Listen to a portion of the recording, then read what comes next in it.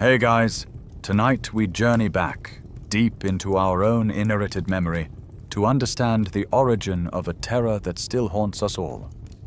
Imagine, we are 3 million years in the past, standing on the vast, rust-colored savanna of what will one day be called Ethiopia.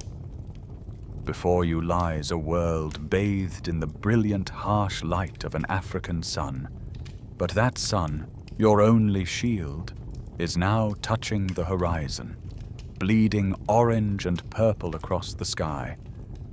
For you, this isn't a beautiful sunset to be admired. It is a switch being flipped. The world you know is rapidly dissolving, transforming from a familiar landscape of acacia trees and distant grazing herds into an alien planet of menacing shapes and impenetrable shadows. We will journey from this very first sunset, following the ghost of this fear through millennia, from the flickering of the first campfire to the sterile glow of a modern city street, to understand a feeling that is baked into our very DNA. Why does a shadow in the corner of your eye still make you jump? What ancient memories are buried in the oldest, deepest parts of your brain? Thanks to modern genetics and remarkable archaeological discoveries, we can now piece together this primal story and find the answers. Frankly, if you were dropped here in your pajamas, you wouldn't last 10 minutes. So, before you get comfortable, take a moment to like the video and subscribe, but only if you genuinely enjoy what I do here. That small click sends a big signal to the algorithm that long-form, serious educational content still matters. And to me, it's an incredibly meaningful show of support. Thank you so much for helping keep this channel going strong. It always fascinates me to see where you're all tuning in from. Let me know in the comments where you are in the world and what time it is for you. Now, dim the lights, maybe turn on a fan for that soft background hum, and let's ease into tonight's journey together. The air grows cooler on your skin, a relief from the day's heat, but also a harbinger of the change to come. You are small, maybe 4 feet tall, and you belong to a species history will call Australopithecus afarensis. Just a few decades from now, in the late 20th century, scientists will find the fossilized bones of one of your kind not far from here. They'll name her Lucy, a discovery that will rewrite the story of human origins. They'll marvel at how she walked upright, but they'll also note her small stature, her vulnerability in a landscape teeming with predators far larger and faster than she could ever be. Right now, though, you are not a fossil. You are flesh and blood, and every nerve in your body is screaming a single primal command: find shelter. As the last sliver of the sun disappears, the world doesn't just get dark. It gets quiet in a loud way. The daytime noises of birds and distant herd animals fade, replaced by a new set of sounds.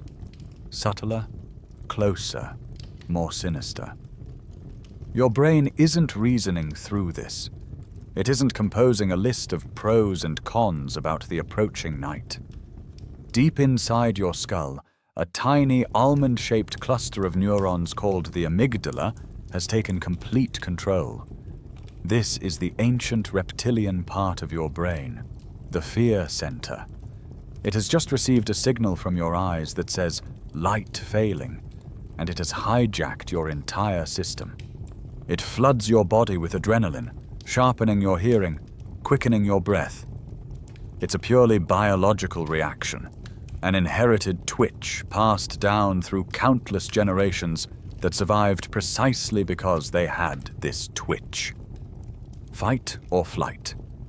And fighting is not an option. You pull your knees to your chest, nestled with your small band in a rocky outcrop. Your eyes, so brilliant at spotting ripe fruit in the daylight, are now almost useless. As you scan the gloom, A pair of faint lights blinks into existence in the tall grass. They are low to the ground, reflecting the last ambient light from the sky. They are not stars. Your brain, even without a name for what it's seeing, knows what this means. You are looking into the eyes of a hunter. Many nocturnal predators, from crocodiles to the great saber-toothed cats that stalk this land, possess a feature you lack, the tapetum lucidum. It's a reflective layer behind the retina that acts like a mirror, bouncing light back through the eye to give it a second chance to be captured by the rods. It allows them to see with stunning clarity in the dark, and its side effect is that eerie, demonic glow. For you, seeing a pair of eyes glowing in the absolute dark is a definitive, terrifying signal that you are no longer the observer. You are the observed. You are prey.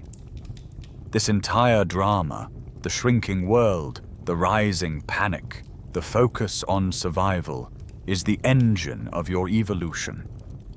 Historians still argue whether the very act of standing up on two legs, the hallmark of your species, was an adaptation to this exact moment.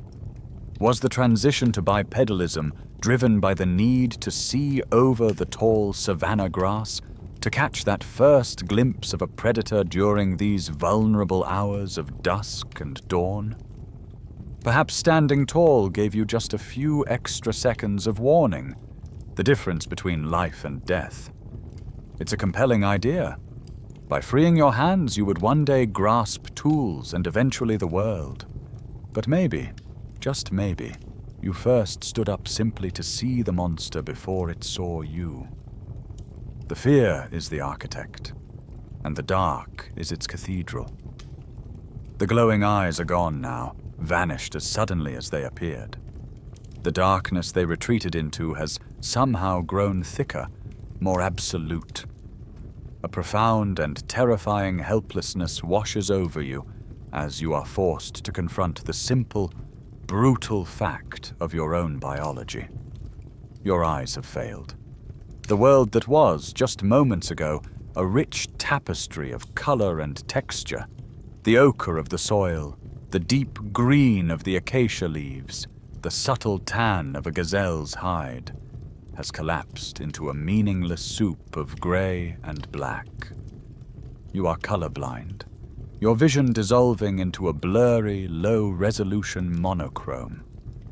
This is the world as seen by your rods. Inside the delicate architecture of your eye, you have two kinds of light-detecting cells. Your cones are artists, built for the bright light of day. They paint your world with a brilliant palette, allowing you to distinguish the subtle red of a ripe fruit from the toxic green of an unripe one. They give you sharp, high-definition focus, the ability to see a predator from a great distance. But they are demanding. They need a flood of photons to function, and when the sun sets, they simply stop working. The night shift belongs to the rods. They are astonishingly sensitive, able to detect even a single particle of light. But they are survivalists, not artists. They see only in shades of gray, and the image they produce is fuzzy, indistinct. It is a world without edges. This trade-off is your inheritance, a feature of a creature designed to thrive in the sunlit hours. But now it is your cage. That familiar bush over there, the one with the sweet-smelling flowers, has lost all its friendly detail. It's now just a hulking, shapeless mass. Is it a bush, or is it a crouching hunter?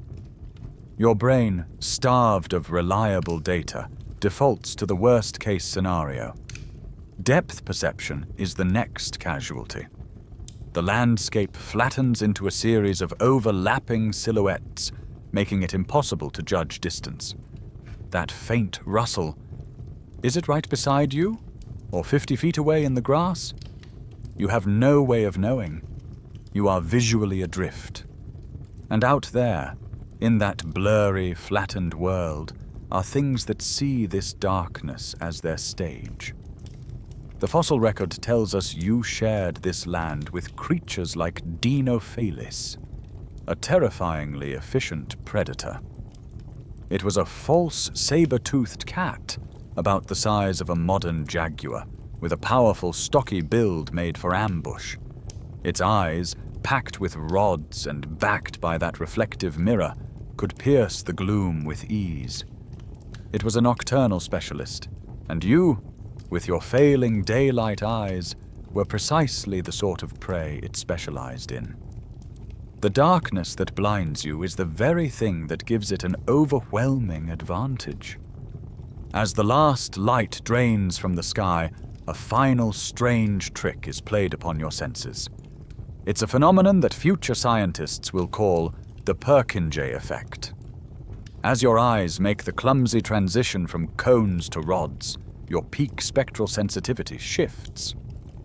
The warm colors, the reds and oranges of the world, are the first to fade into black. The blues and greens, however, seem to linger, glowing with an unnatural intensity just before they, too, are extinguished. For a few minutes, the world is cast in an eerie blue-gray light, a cold and alien palette that signals the death of the familiar day. It is the color of fear. With your body weak and your senses betrayed, you are left with only one tool. Historians still argue whether the development of a larger brain was an evolutionary answer to physical weakness. Unable to fight or see effectively, perhaps the only path to survival was to think. A bigger brain could remember the safe places, predict the behavior of a predator, and find new ways to interpret the terrifying ambiguity of the night. You cannot see the monster in the dark, so you must learn to outwit it. With your eyes rendered useless spectators, your world shrinks to the range of your other senses.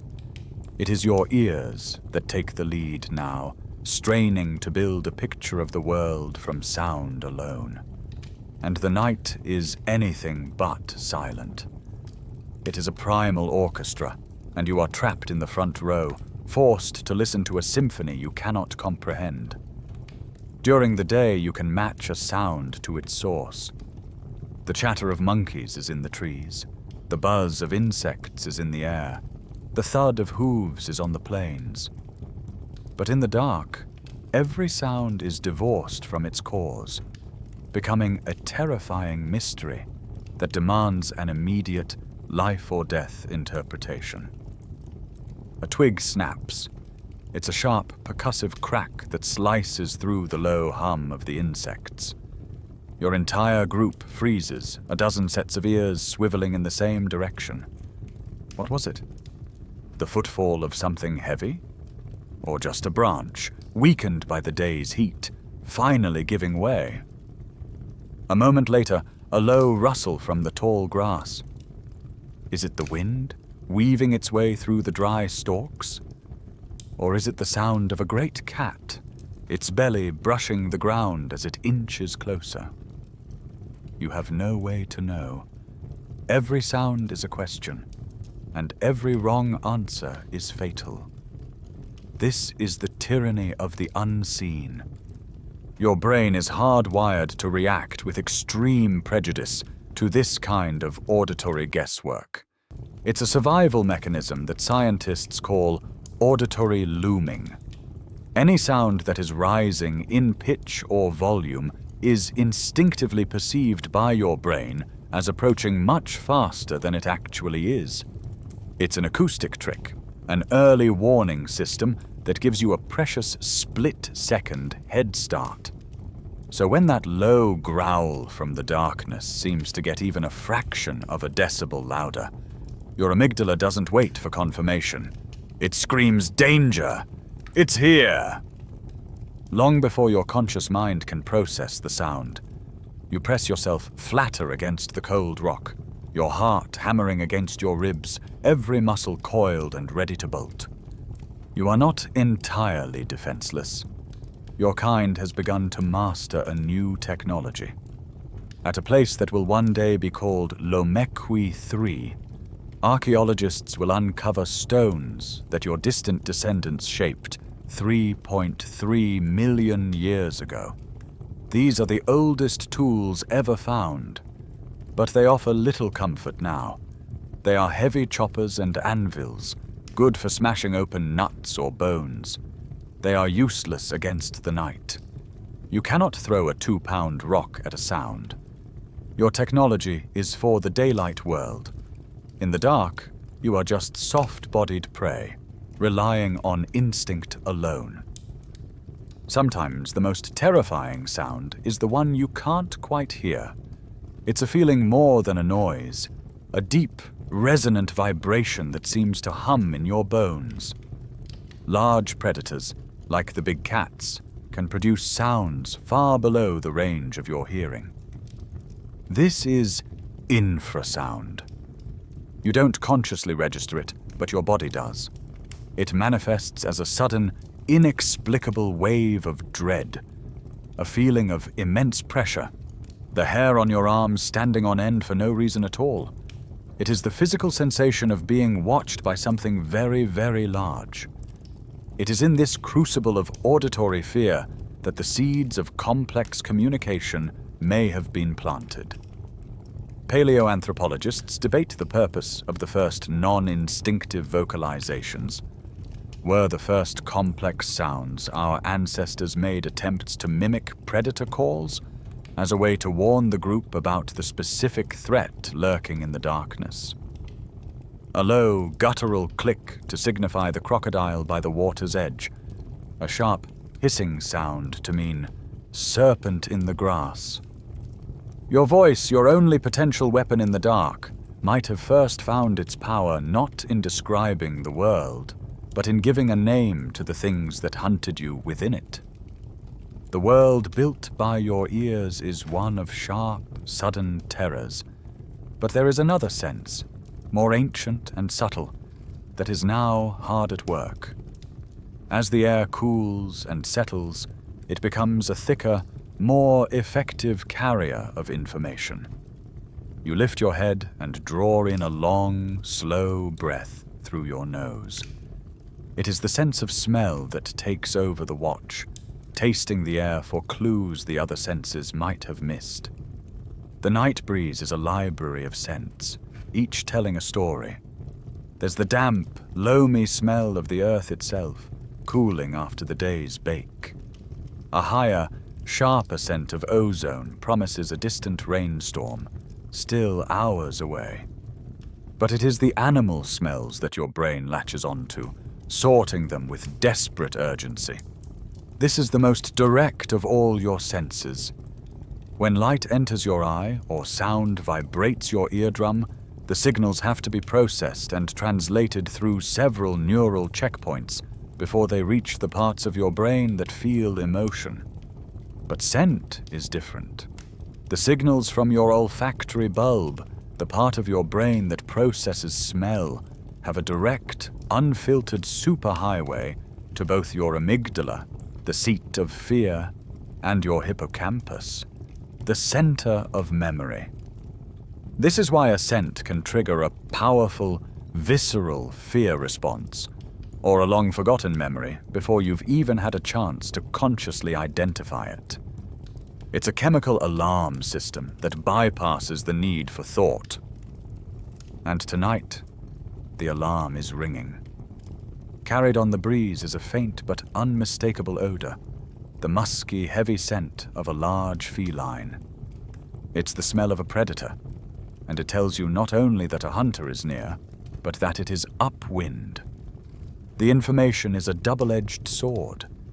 You know the general direction of the threat, but you also know the creature cannot yet smell you. It is hunting blind, and you must remain absolutely still, praying the wind doesn't shift.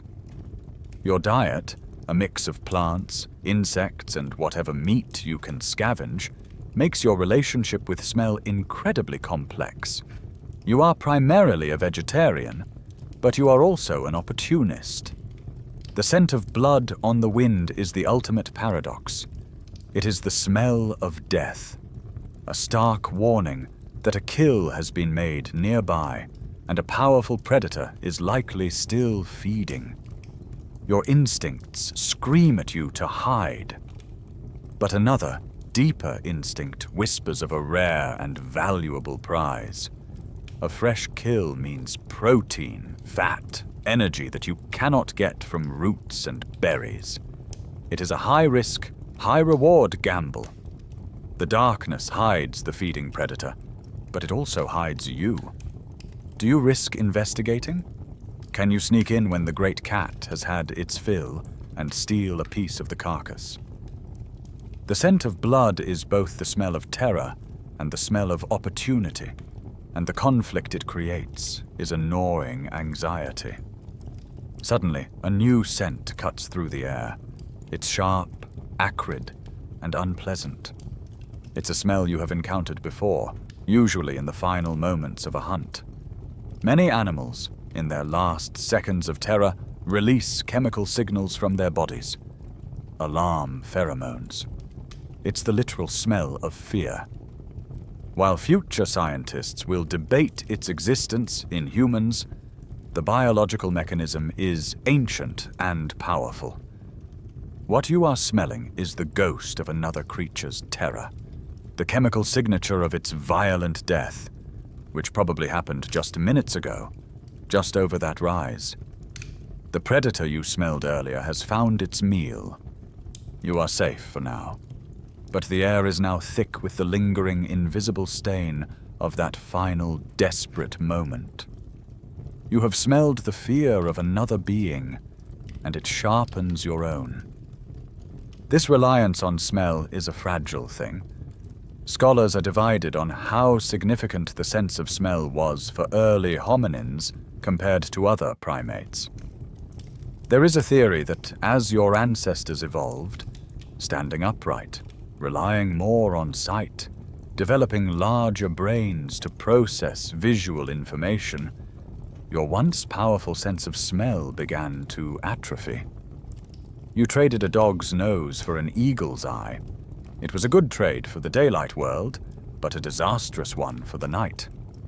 In the darkness, with your superior eyes rendered useless, you are left with a duller, less reliable version of the one sense that could give you a clear picture of the unseen world around you, making the long hours until dawn even more treacherous. For hours, you have been a prisoner of your own senses, huddled in a world of terrifying sounds and smells. But then, a change. A pale, ethereal light begins to creep over the horizon, chasing away the deepest of the shadows. The moon is rising. It is not the sun. Its light is a weak, second-hand ghost of the day. But to you, it is everything. The world slowly re-emerges from the black soup of non-existence. The menacing, shapeless blob that could have been a predator is once again just a bush. The ground beneath you resolves from a vague texture into solid, navigable terrain. The world is still painted in monochrome, a silvery, silent landscape of ghosts and shades, but it is a world you can see.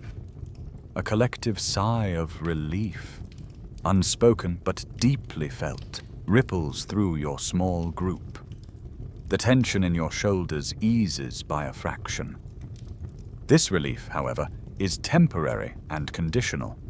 It is a gift, not a guarantee, and it is governed by a cycle you are just beginning to understand. The moon is a tyrant. Its presence or absence dictates the entire emotional and strategic reality of your life. Tonight, it is nearly full, a benevolent ruler. But you have lived through its other phases. You have endured the nights when it is just a cruel sliver of a claw in the sky, offering barely enough light to tease your eyes, and you carry the deep cellular memory of the nights of the new moon, the nights of absolute, suffocating, soul-crushing blackness. On those nights, the terror is complete. The predators with their superior senses own the world, and your only defense is to try to cease to exist, to become one with the silent, unmoving rock at your back. Your group's anxiety is a tide pulled by this silent, distant orb. This is not just a feeling, it's a deep biological rhythm. Modern scientists observing animals in the wild have noted the profound effect of the lunar cycle. Many prey species exhibit lunar phobia, becoming less active and more cautious during a bright full moon because it exposes them to predators. But for a creature like you, who relies so heavily on sight, the opposite is true. The light is a shield. Even in the 21st century, sensitive studies will show that human sleep patterns are subtly affected by the phases of the moon, with people often experiencing shorter, lighter sleep around the full moon. It is a faint, vestigial echo of a time when the full moon was a call to heightened vigilance, a time when the world was slightly safer, but sleep was a luxury you could ill afford. This cycle of light and dark was so fundamental to your survival that it became your first method of marking the passage of time. Long before you would track the sun's journey through the seasons, you would track the moon's face as it waxed and waned. It was humanity's first calendar. Counting the days from one full moon to the next wasn't an act of abstract science. It was a critical survival tool. It allowed you to predict the coming periods of absolute terror, to know when you must be extra cautious, to hunker down and conserve energy during the dark of the new moon. It's possible that the distant folklore of your descendants, the stories of the full moon causing madness, of lunacy, is a deeply distorted cultural memory of this time. The full moon was the only time when certain risky activities might be attempted. Perhaps a necessary journey to a new water source or a desperate scavenging mission could only be chanced under the relative safety of its glow. To an outside observer, seeing a small band of hominins moving purposefully through the dangerous night would have seemed like an act of collective insanity. This powerful celestial metronome that governed your fear inevitably shaped your first spiritual thoughts. Anthropologists debate whether the earliest, most primitive forms of religious thought were tied to celestial events. Looking up at that silent, shining disk, what did you see? Was it a watchful, protective deity, a guardian of the night whose regular appearances were a comfort? Or was it a fickle, unpredictable god whose periodic disappearance into blackness was a terrifying punishment, a sign of divine displeasure that plunged your world into the hands of monsters? You had no way of knowing. You could only watch and wait and hope for the light to return. Hundreds of thousands of years have passed in the blink of a cosmic eye. You are different now, taller, stronger, with a mind that flickers with a new and growing complexity. You are Homo erectus, a traveler, a toolmaker, an explorer. But for all your advancements, the night is still your master. The terror is unchanged. Until tonight. The storm that rolled in at dusk was a violent spectacle, ripping the sky apart with blinding flashes of light and concussive booms of thunder that shook the marrow in your bones. Your group took shelter in a shallow cave, watching as the heavens waged war upon the earth. Then came a flash so bright, so close, that it bleached the world white for a heart-stopping second, followed by a sound not of thunder, but of a colossal tree splitting in two. And then a new light appeared. It was not the cold, fleeting light of the sky. It was a warm, angry, orange glow that pulsed and grew, painting the wet landscape in horrifying, dancing colors. A tree on the nearby ridge was bleeding light, roaring at the rain. Your first instinct is terror. This is a monster. It devours whatever it touches, turning solid wood into black dust and hissing smoke. It is wild, unpredictable, and alive with a malevolent energy. You have seen it before, after other lightning strikes. A scar of black ash left on the plains. But this time is different. As the storm passes and a dreadful, rain-soaked quiet settles over the land, the fire remains. And from your vantage point, you observe a miracle. A pack of hyenas, bold and swaggering hunters of the night, approach the glowing tree, their whoops and calls falling silent.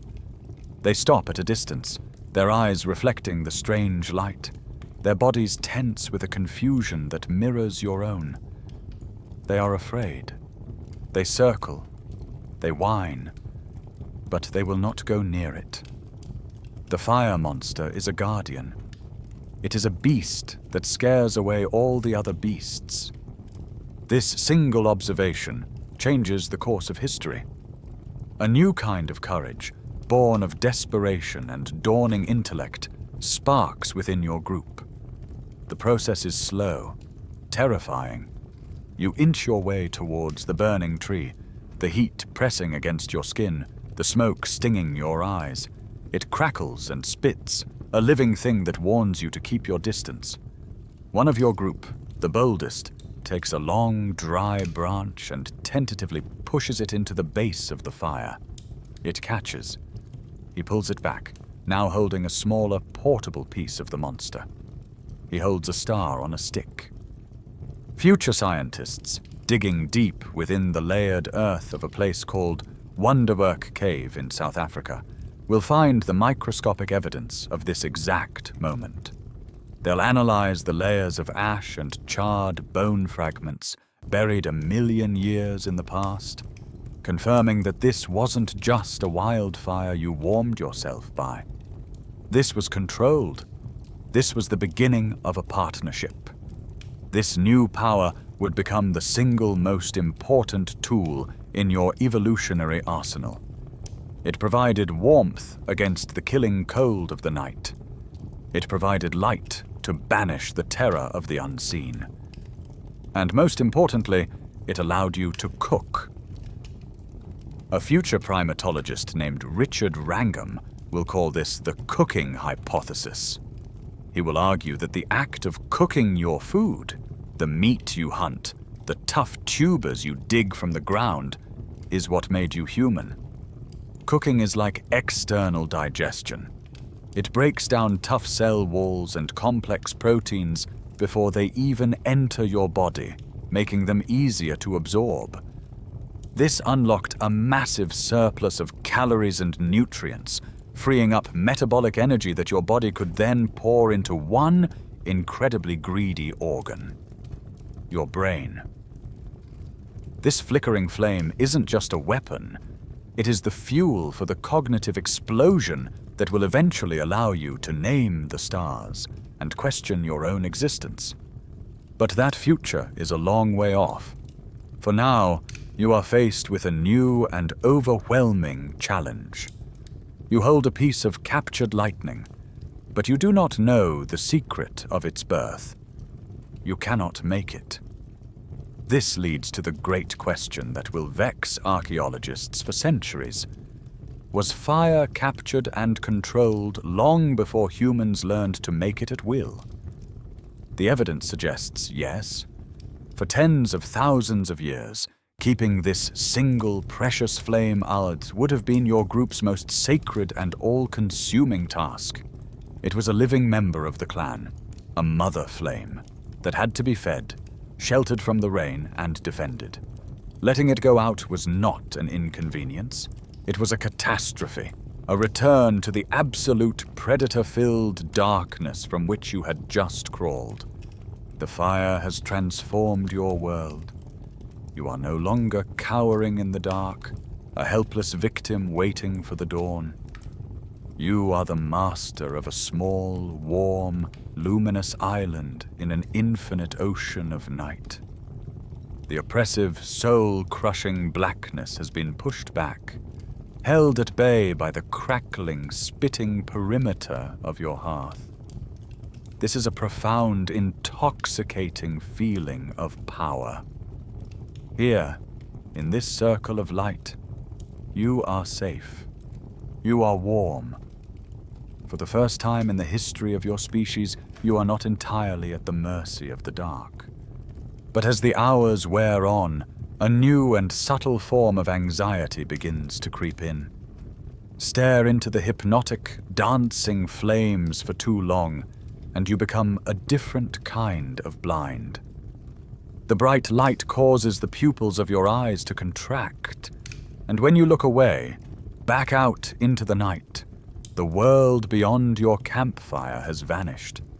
It's no longer a landscape of deep shadows and faint shapes.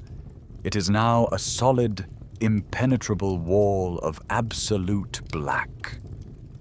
Your night vision, poor as it was, is completely gone, bleached away by the very light that was meant to protect you. The monster is no longer hiding in the darkness with you. Now it is outside, watching you from a place you cannot even begin to see into. The circle of light is not just a shield, it is also a stage, and you are the only actors on it. This effect is magnified by a curious trick of the mind that your descendants will call the Troxler effect. It's an optical illusion where your brain, in an effort to be efficient, will simply erase from your awareness anything in your peripheral vision that remains static. If you stare at a single point, things in the corners of your vision seem to fade away. But the light from a fire is never static. It is a living, breathing thing. It flickers, it dances, it surges and ebbs, casting shadows that writhe and twist. This constant, unpredictable movement keeps your peripheral vision on high alert, counteracting the Troxler effect and making you hyper-aware of any perceived motion at the edge of the light. Every gust of wind that makes a shadow leap, every flutter of a moth just beyond the flames, is registered by your ancient fear circuits as a potential threat, a predator testing the boundaries of your sanctuary. Despite this new psychological unease, the fire has become the anchor of your existence. The hearth is now the center of your social universe. It is here, in the shared glow, that your small band truly becomes a community. You share the food you've gathered, its flavors enhanced by the smoky kiss of the flame. You work on your tools, the delicate napping of flint now possible in the extended hours the fire provides. Stories are told, not yet with complex language, but with gestures, grunts, and shared expressions, all illuminated on the fire-lit faces of your kin. Complex social bonds are forged in this warmth, laying the groundwork for culture itself. To maintain this new reality, you must become a connoisseur of fuel. You learn that green, wet wood sputters and chokes, producing a blinding, acrid smoke. Dry hardwood, by contrast, burns hot and long, creating a perfect bed of glowing embers. You also discover the surprising value of other resources. The dried dung of large herbivores, for instance, is a precious find. It burns slowly, with a consistent radiating heat and very little smoke, making it a perfect fuel for banking the fire through the night. It is, you would have to admit, significantly more useful than that crocodile dung sunscreen your even more distant ancestors might have tried. This new shared space, this focal point for the clan's attention, may have been the incubator for our greatest tool. Did the social gathering around the fire accelerate the development of language? Scholars still argue this point, but it's a powerful idea. With the extended waking hours, the need to communicate more complex, abstract ideas became more pressing. We need more fuel. Watch my child while I search for roots. Remember the beast we saw by the river today?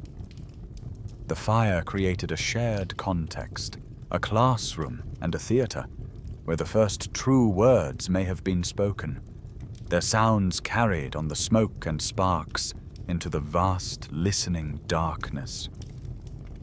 The fire that was once your savior has become your master. It is a hungry, demanding God that lives at the center of your camp, and you have been chosen as its priest. The comfort of the light is now tempered by the immense, crushing weight of responsibility. You are the firekeeper, while the others in your group sleep, lulled by the warmth and the false sense of security. You must remain awake, vigilant. Your enemy is no longer just the predator in the darkness, but also the entropy of the flame itself. It is a living thing, and like all living things, it consumes and it can die. The anxiety is a low, constant hum beneath your thoughts. Your gaze is fixed on the heart of the fire, the glowing bed of embers. Are they burning too quickly? Is the heat too intense, wasting precious fuel? Or are they fading, shrinking, threatening to cool into blackness? Your task is a delicate balancing act, a constant negotiation. You add a new piece of wood, not too large to smother the flame, not too small to be consumed in a flash. You listen to its hiss and crackle, a language you have come to understand as intimately as the cries of your own child. This duty is not without its cost, a debt paid by your own body. Staying awake through the long, cold hours, even when you are just sitting, burns precious calories that are hard to replace. The constant low-grade stress of your watch, the gnawing fear of failure, floods your system with cortisol. Your body is in a perpetual state of high alert, and while this keeps you sharp, it is exhausting. The safety the fire provides is not free. It is purchased with the currency of your own vitality, a biological trade-off made for the survival of the group. The work does not end when the sun rises.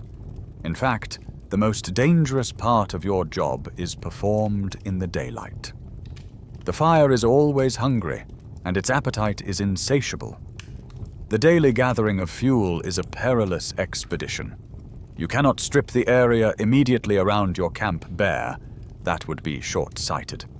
You must venture farther out, into the territory of the very predators the fire is meant to protect you from. Every snapped twig, every rustle in the undergrowth is a potential threat. This has changed how you choose a home. The perfect shelter is no longer just a deep cave or a defensible overhang. It's a complex logistical calculation. The caves at Zhoukoudian in China, where the bones of your kin known as Peking Man will be found, are a perfect example. They were chosen not just for their shelter, but for their strategic location. Defensible, near a source of water, and crucially, close to a forest that could provide a steady, reliable supply of firewood. A cave in a barren landscape was nothing more than a beautifully decorated tomb. Over time, you have become a master botanist of the dead. You don't just gather sticks, you select them with the care of a master craftsman, choosing his materials. You know that the heavy, dense branches of an oak will burn for hours, collapsing into a core of long-lasting, radiant embers. The light, papery wood from a birch tree, by contrast, is a fleeting pleasure, flaring up in a brilliant, hot display before quickly turning to ash.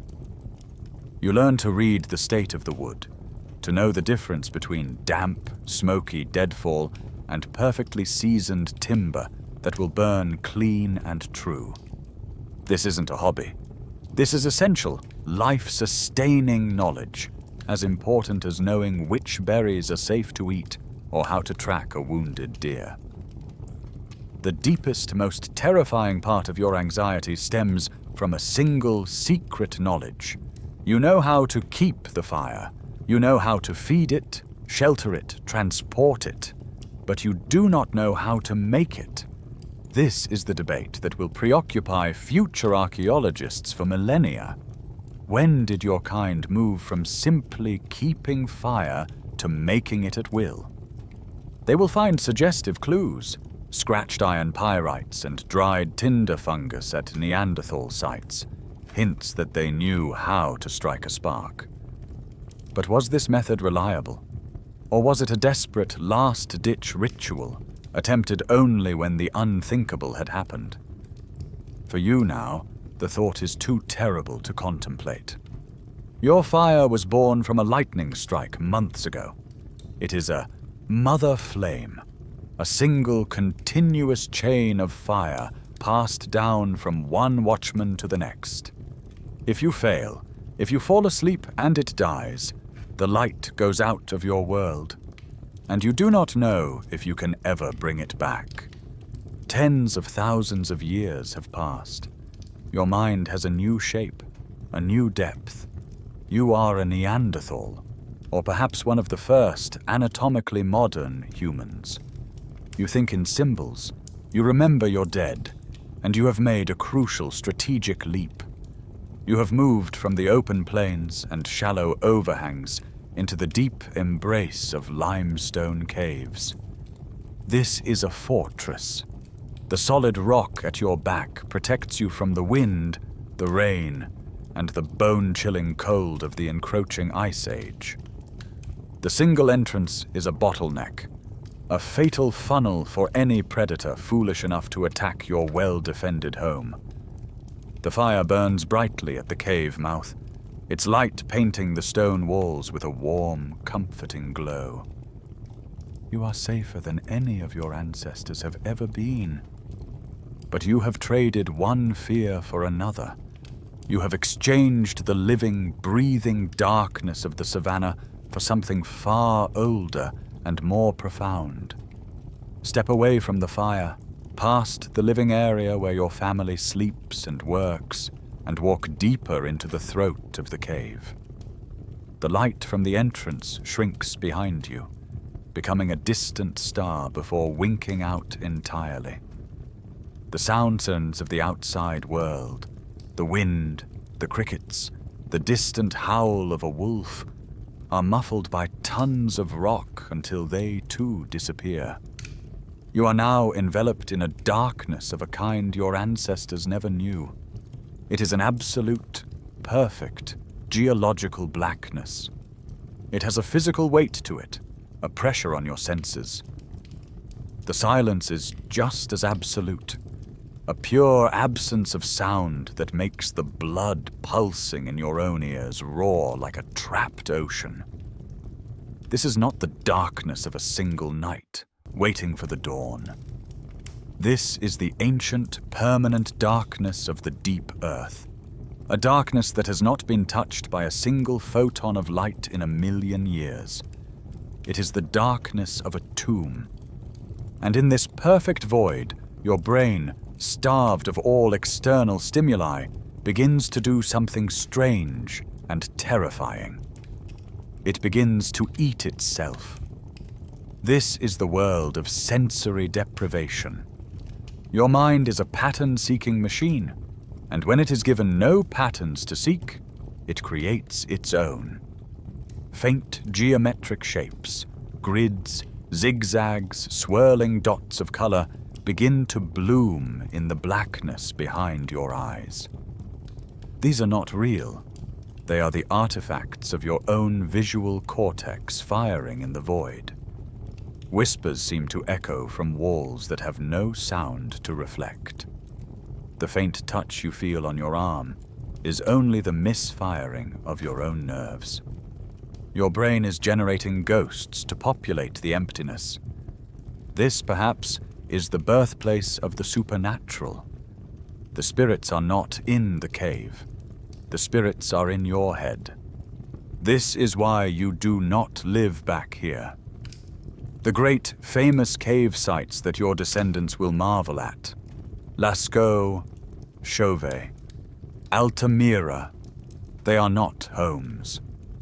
You and your people live at the threshold, the liminal space between the world of light and the world of rock.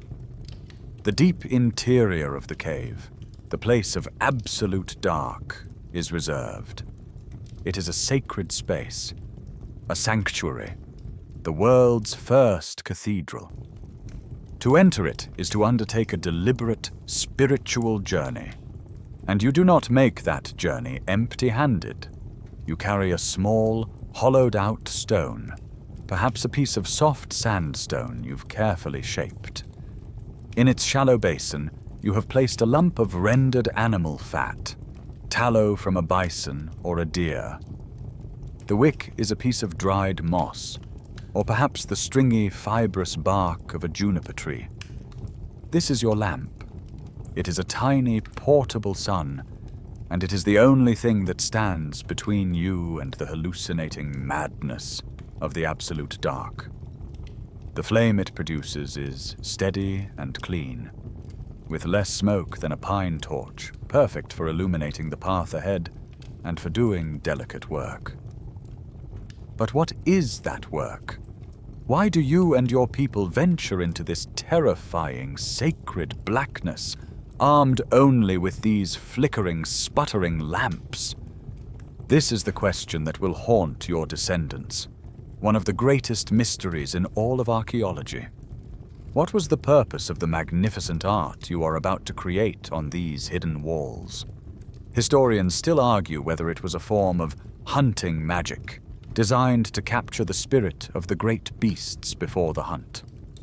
Was it the work of a shaman, a record of the spiritual visions and hallucinations they experienced in this sensory-deprived chamber? Was it a classroom, a visual history used to teach the young about the animals that would grant them life and bring them death? Or was it something simpler, and yet somehow more profound?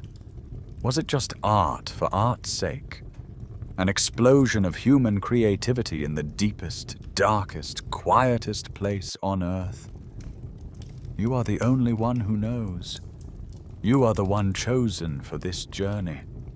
In your hand you cradle the small stone lamp, its flame a precious, living jewel against the oppressive blackness of the cave. The passage is narrow, forcing you to turn sideways, to crawl on your belly, always protecting that fragile light. The air is cold, still, and smells of wet stone and ancient dust. You are leaving the world of the living behind, descending into the belly of the earth. Finally, the passage opens into a vast, vaulted chamber. This is the place. You hold your lamp high, and its light throws huge, dancing shadows across the undulating limestone walls. And on those walls, the beasts are waiting. A herd of mammoths, their great, curving tusks overlapping. A pride of cave lions, depicted without manes, their bodies tense with predatory focus. A pair of woolly rhinos, their heads lowered as if ready to charge. These are not simple doodles. The skill is astonishing, showing a mastery of form and perspective that your descendants will not rediscover for another 30,000 years, until a time they call the Renaissance. You use the natural bulges and curves of the cave wall to give your animals a three-dimensional life, a sense of weight and muscle. You scrape the rock to create clean lines, shade with charcoal to suggest a thick pelt, and spray pigment through a hollow bone to create a soft, ethereal outline. But why here? Why paint these magnificent creatures in a place so difficult to reach, a place no one will ever casually see? You are painting your fear. These are the creatures that haunt your days and stalk your nights. The lion that can tear a man in two, the mammoth that can crush a hunting party under its feet. Out there, in the sunlit world, you are their prey. But in here, in this sacred darkness, you are their master. You are their creator. By capturing their image, their essence, you gain a measure of control over them. You are turning the very thing you fear into a thing of beauty, an act of defiance against the terror of the natural world. As you work, staring intently at the pale canvas of the rock, the flickering light of your lamp and the profound silence begin to play tricks on your mind. In your peripheral vision, you see shimmering geometric patterns, dots, grids, shimmering zigzags. These are what future scientists will call entoptic phenomena, ghost images generated by your own visual system in a state of heightened consciousness, brought on by the sensory deprivation of the deep cave. You accept these patterns as part of the vision, incorporating them into your art, painting them alongside the great beasts as symbols of the spirit world you are now touching. You chose this chamber not just for its smooth walls, but for its voice. You pause, take a deep breath, and let out a low, humming chant. The sound doesn't just fade, it rolls and echoes, magnified by the stone, coming back to you from all directions. Researchers centuries from now will bring sensitive acoustic equipment into these caves and discover what you already know. The chambers with the most elaborate paintings often have the most remarkable resonant properties. The art is placed where the sound is best, where the story of the hunt or the song of creation would have the most dramatic, awe-inspiring effect. This is not a gallery. It is a theater, an echo chamber for magic. Holding your lamp aloft, you watch as its unsteady light animates your work. The flame gutters in a faint draft, and for a breathtaking moment, the legs of the bison seem to shift. The head of the lion appears to turn and look at you. The shadows are your collaborators, breathing a fleeting, illusory life into your creations. It is in this moment that the deepest question of your art is born, a debate that will never be fully resolved. Were the depicted animals gods, their powerful spirits captured on the stone? Were they simply a field guide, a brilliant bestiary used to teach younger hunters the anatomy of their prey and the secrets of the chase? Or were they something in between, icons of a deep and complex spirituality where the line between the sacred and the mundane, the hunter and the hunted, simply did not exist? You do not have the words for these questions. You only have the charcoal, the ochre, and the all-consuming darkness. Your mind, the same mind that can conjure a living bison from charcoal and memory, has crossed a profound threshold. It is no longer just a tool for survival, a machine for finding food and avoiding predators. It has begun to ask questions that have no answers. It has developed symbolic thought. This new cognitive muscle allows you to paint a beast on a wall to capture its spirit, but it also forces you to confront the most terrifying mystery of all. What happens when one of your own stops moving, stops breathing, and grows cold? One of your clan, an old hunter, died this morning. In the past, the body would have been left where it fell, a practical but heartbreaking necessity. But not anymore. You cannot just leave him to the hyenas. He was more than just a collection of flesh and bone. He was a husband, a father, a storyteller, a person. His absence is a hole in the fabric of your small community. So you do something new, something revolutionary. You carry his body deep into the back of the cave, to a place sheltered from the wind and the scavengers. You scrape a shallow grave in the soft earth, and you lay him in it, gently curling his body into a fetal position, as if he were only sleeping. This act, this deliberate burial, is the clear archaeological signature of a mind grappling with the abstract. It is a declaration that death is not the end. Your descendants, at a site in Israel called Skull Cave, will uncover some of the earliest evidence of this, burials dating back 100,000 years, where the bodies were carefully and intentionally placed, a clear sign of ritual. You are not just disposing of a corpse. You are performing an act of spiritual significance. You place his favorite flint spear in his hands and a necklace of polished shells around his neck. These are grave goods, tools and ornaments for a journey you cannot see but can now imagine. You are packing for his trip to another world, a world that must exist because the alternative, simple oblivion, is too terrifying to comprehend. Before you cover him with earth, you take a lump of soft red rock, ochre, and grind it into a fine powder. You sprinkle this rich, crimson dust over his body, staining his skin the color of life, the color of blood. This is a powerful act of sympathetic magic, a plea to the universe. It might be a symbol of life, a magical attempt to ensure his rebirth in the spirit world.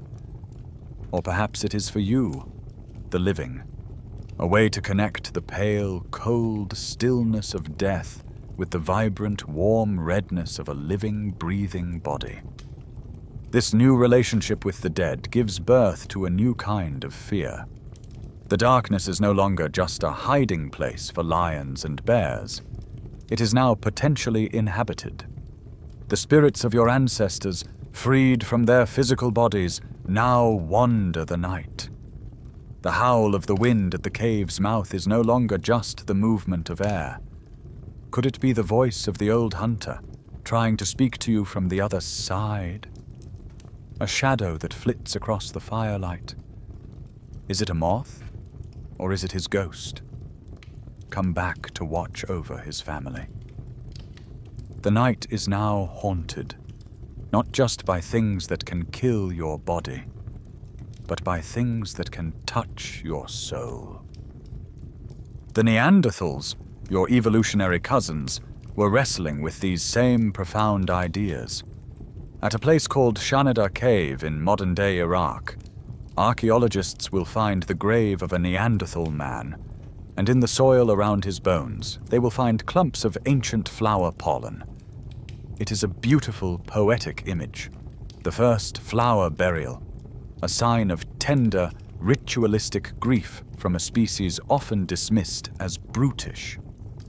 But this interpretation will become a hot topic of scholarly debate. Skeptics will argue that the pollen could have been brought into the cave thousands of years later by burrowing rodents. Was this a genuine act of prehistoric tenderness, a final gift to a lost friend? Or is it just a romantic interpretation of a random geological event? The debate gets to the very heart of the mystery you now face every time the sun goes down. The world is no longer just what you can see and touch. It is now also a world of unseen forces, of lingering spirits, of a darkness that has become both a cradle for your dead and the home of your first ghosts. The ghosts you've created now have a perfect place to torment you, inside your own head. With the relative safety of a defended cave and a well-tended fire, you have more time for the luxury of sleep. But sleep is no longer just a simple state of rest. Your increasingly complex brain, the same one that can invent an afterlife, has also invented the nightmare. You lie wrapped in furs by the embers of the fire, but your mind is far away, running through a forest of twisted trees, pursued by a predator with no face. You can feel its hot breath on your neck. You can hear its footsteps thundering behind you. but you cannot scream. Your legs feel as though they are churning through thick mud. The feeling of utter helplessness is absolute. You bolt upright with a strangled gasp, your heart a frantic drum against your ribs. The familiar shapes of the cave slowly resolve themselves out of the darkness. The fire is low. The others are sleeping bundles of fur. The wind whistles softly at the entrance. It was just a dream. But in that terrifying, disoriented moment between the nightmare world and the waking one, the line was blurred. The terror was real. Your body is still flooded with the hormones of a genuine life-or-death struggle. The next evening, huddled around the renewed flames, you try to describe the experience. You don't have the words for dream or imagination. You can only describe what you saw, what you felt.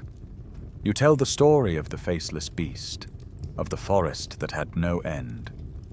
The others listen, their eyes wide in the firelight.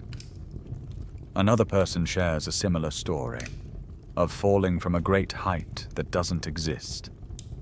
Another tells of being trapped in a tight space, the rock closing in. These shared nightmares, these personal terrors, become the first campfire stories. They are the raw material of mythology. The real predators outside are frightening enough, but the monsters you can conjure inside your own skull are infinitely more versatile. They are the beginning of a whole new bestiary of the dark. This is not a flaw in your design. According to the threat simulation theory, this is one of the primary functions of dreaming. Your brain is a magnificent simulator, and sleep is its training ground. It creates these terrifying high-stakes scenarios, being chased, being attacked, being lost, in the perfectly safe environment of your own mind, so you can rehearse your survival strategies. Your brain is running drills. It's testing your fight-or-flight responses, your problem-solving skills under duress, all so that if you ever face a similar threat in the waking world, you'll have a split-second advantage. Your nightmares are your sparring partner. For tens of thousands of years, these stories, born from dreams and real-world fears, will be the only history you have. Oral tradition was the great library of prehistoric humanity. A story about a hunter who foolishly strayed from the path and was taken by a cave lion wasn't just a scary tale. It was a geography lesson, a survival guide, and a moral warning all in one. The stories were the glue that held your culture together, passed down through generations, embellished and refined with each telling. Sometimes, the dream world bleeds into the real one in a truly horrifying way. You wake in the middle of the night, and you cannot move a muscle. Your eyes are open, you can see the cave around you, but your body is completely paralyzed. There is a crushing weight on your chest, and you have the unaccueillable feeling that there is something, or someone, in the darkness with you. A malevolent presence, pressing down on you, suffocating you. This is a neurological event your descendants will call sleep paralysis, a momentary glitch where your brain wakes up before your body has been released from the muscle atonia of REM sleep. But you have no name for it. You only know that you were awake, helpless, and assaulted by a demon in the night. It is the night hag, a creature that will haunt human bedrooms in every culture across the globe, a universal terror born from a quirk of your own sleep cycle. The need to share these bizarre and deeply personal experiences may have been a powerful engine for the evolution of language itself. Scholars still debate it. Did complex language co-evolve with the need to share and interpret dreams? How do you describe the feeling of flying, or the logic of a nightmare where your brother is also a wolf? To communicate these abstract, emotionally charged narratives required a new kind of vocabulary, one that could paint a picture of an inner world as vividly as you could paint a bison on a wall. You had to invent words for feelings, for fears, for things that were not real but felt more real than anything else. The world is thawing. The great ice sheets that have held the northern lands in their grip for millennia are in retreat, and with their slow, grinding departure, a new, lusher world is being born. You are an upper Paleolithic hunter, and you are better equipped for this world than any of your ancestors. The flint of your spear point is exquisitely worked, a deadly work of art. In your hand you hold an atlatl, a spear thrower that can turn your arm into a powerful prey-felling machine, launching a projectile with a speed and force your own muscles could never achieve alone. Your mind is sharper, your tactics more sophisticated, your language more complex. And yet, the fear of the dark is as potent as it has ever been. In fact, it might be worse. Because as the world has grown richer, the monsters have grown bigger. You are far from your home camp, part of a small elite hunting party tracking a mammoth. The pursuit has taken days, leading you deep into unfamiliar territory. Now night has fallen, and you have made a small, temporary camp.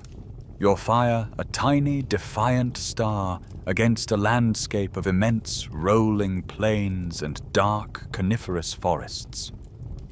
The air is cold and carries the sounds of a world teeming with life on a scale your descendants will find impossible to believe. The sounds are what terrify you. The distant snap of a branch under a heavy foot. A low, guttural cough from the tree line. These are not the sounds of the small predators your ancestors feared. These are the sounds of a megafauna. The night belongs to the true kings of this era. Packs of dire wolves, larger, heavier, and more powerfully built than any modern wolf, patrol the darkness. Scimitar cats, with their shorter, serrated fangs, stalk the herds. The skeletons of these creatures, alongside countless others, will one day be pulled from the sticky, black asphalt of the La Brea tar pits in a place that will be called Los Angeles, a perfect, nightmarish snapshot of the world you now inhabit. That pit is a graveyard of monsters, a testament to the fact that the darkness of your time holds terrors that are very, very real. But even the great cats and the dire wolves are not what makes your hand tremble on the shaft of your spear. The ultimate nightmare, the creature that even the other predators fear, is the short-faced bear, Arctodus simus. It is a monster of impossible proportions. When it rises on its hind legs to scent the air, it can stand 12 feet tall, high enough to look down into a modern second-story window. Its legs are longer and more slender than those of its modern cousins, not for lumbering, but for running. This was not a scavenger that occasionally hunted. It was a relentless pursuit predator, a grizzly bear built like a racehorse. Its presence on the landscape changes everything. The fear of what might be in the dark is no longer an abstract anxiety. It is the specific, calculated fear of being run down and devoured by the largest mammalian carnivore to ever walk the continent.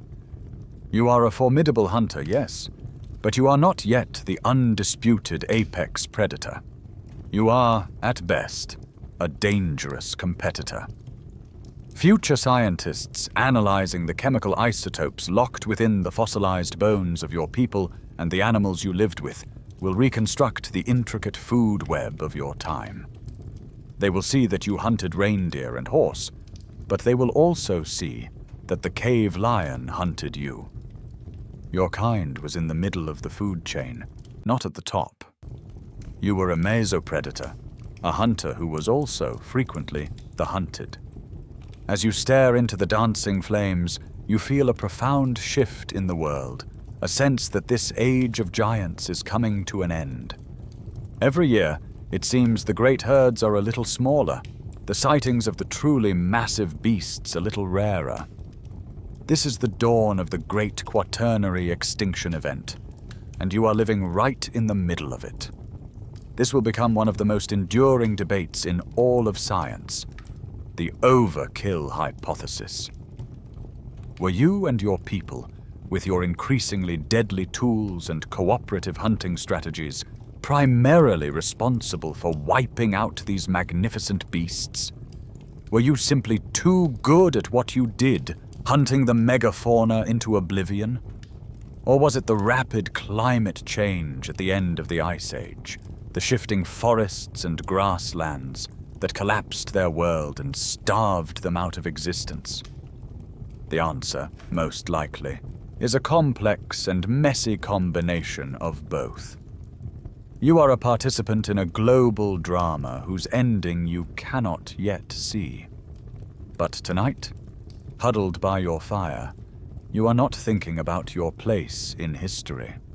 You are just thinking about surviving until dawn. The age of the great beasts is passing. The mammoths are gone. The short-faced bear is a ghost. And the roar of the cave lion no longer echoes in the valleys. You have survived. Your ingenuity, your tools, your cooperation, they have carried you to the top of the food chain. The nights should be safer now. The overwhelming, bone-crushing terror of being eaten by a 12-foot bear has receded. But it has been replaced by something new. Something more complex, more insidious, and in many ways, more frightening. You are camped by a river, the fire casting its familiar, comforting glow. You hear a rustle in the reeds on the far bank. A year ago, your mind would have immediately leaped to one conclusion: predator. But now, another possibility surfaces first. A thought that makes your grip tighten on your spear in a different way. It might not be a beast. It might be a man. Your world is becoming more crowded. As you travel, you find more and more signs of others. Old fire pits, discarded tools, the faint tracks of people who are not your own. And this introduces a profound and terrible uncertainty into the calculus of the night. An animal, even the most ferocious one, is predictable. It acts on instinct. It hunts when it is hungry. It attacks when it feels threatened. But another human? Their motives are a black box. Are they just passing through? Are they hungry? And do they see the deer you killed today as their own? Do they view you and your family as competitors for this territory, this river, this patch of earth? Or are they driven by some older grudge, a feud passed down through generations that you know nothing about? You cannot know. The darkness now hides not just instinct, but intent. This isn't just a paranoid fantasy. The genetic story written in your own DNA will tell your descendants a story of movement and displacement.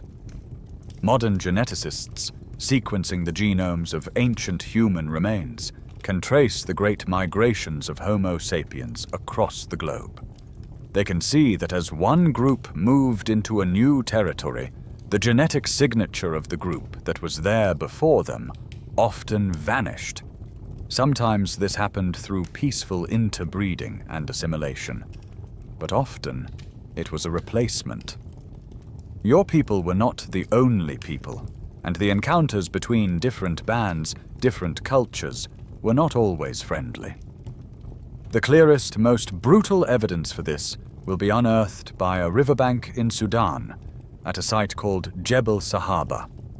There, archaeologists will find a cemetery dating back some 13,000 years.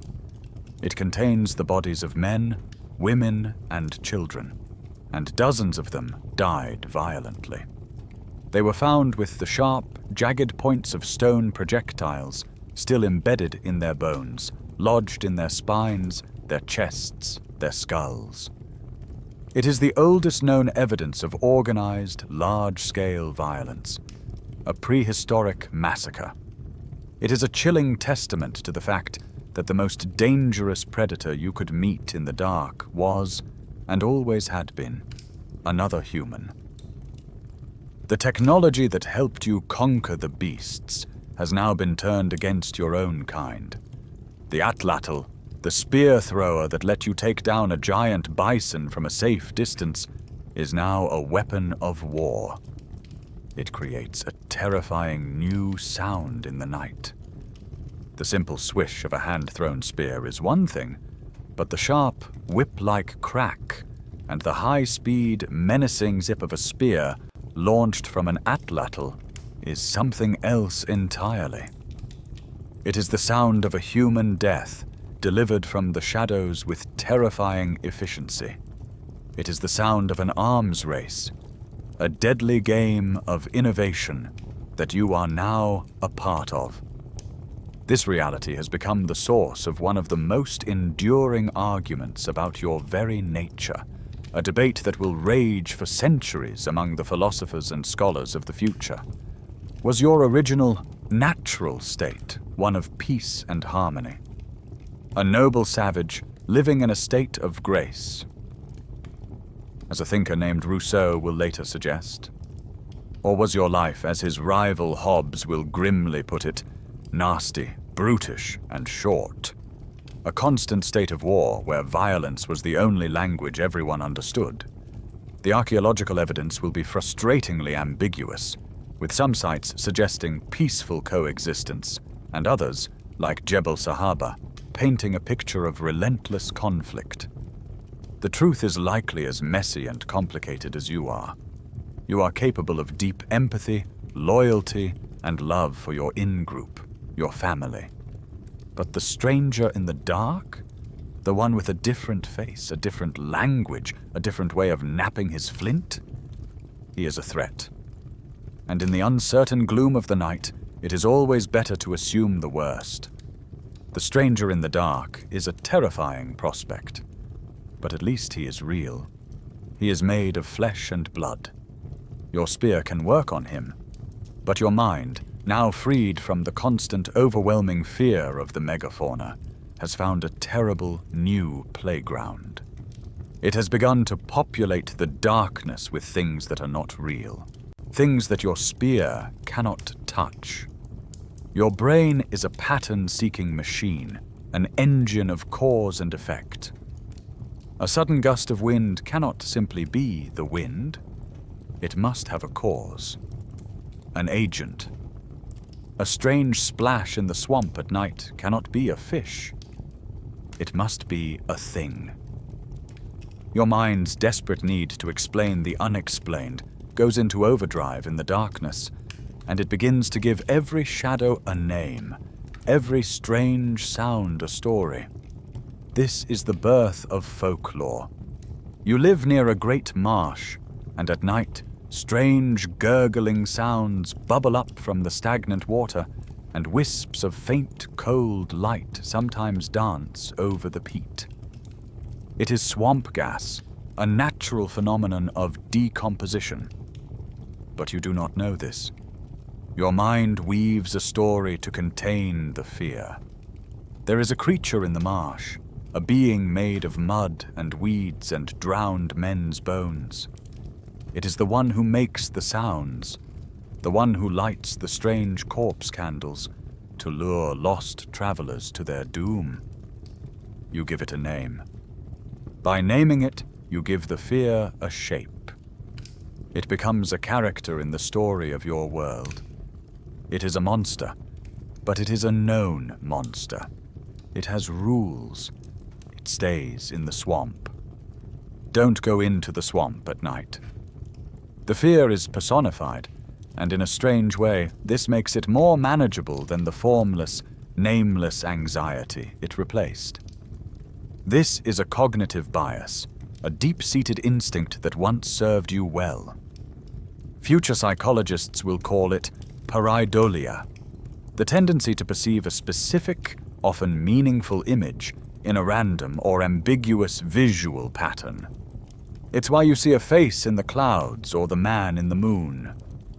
This instinct was honed over millions of years because it was far better to mistakenly see a face in the leaves and be wrong than to fail to see the face of a camouflaged leopard and be dead.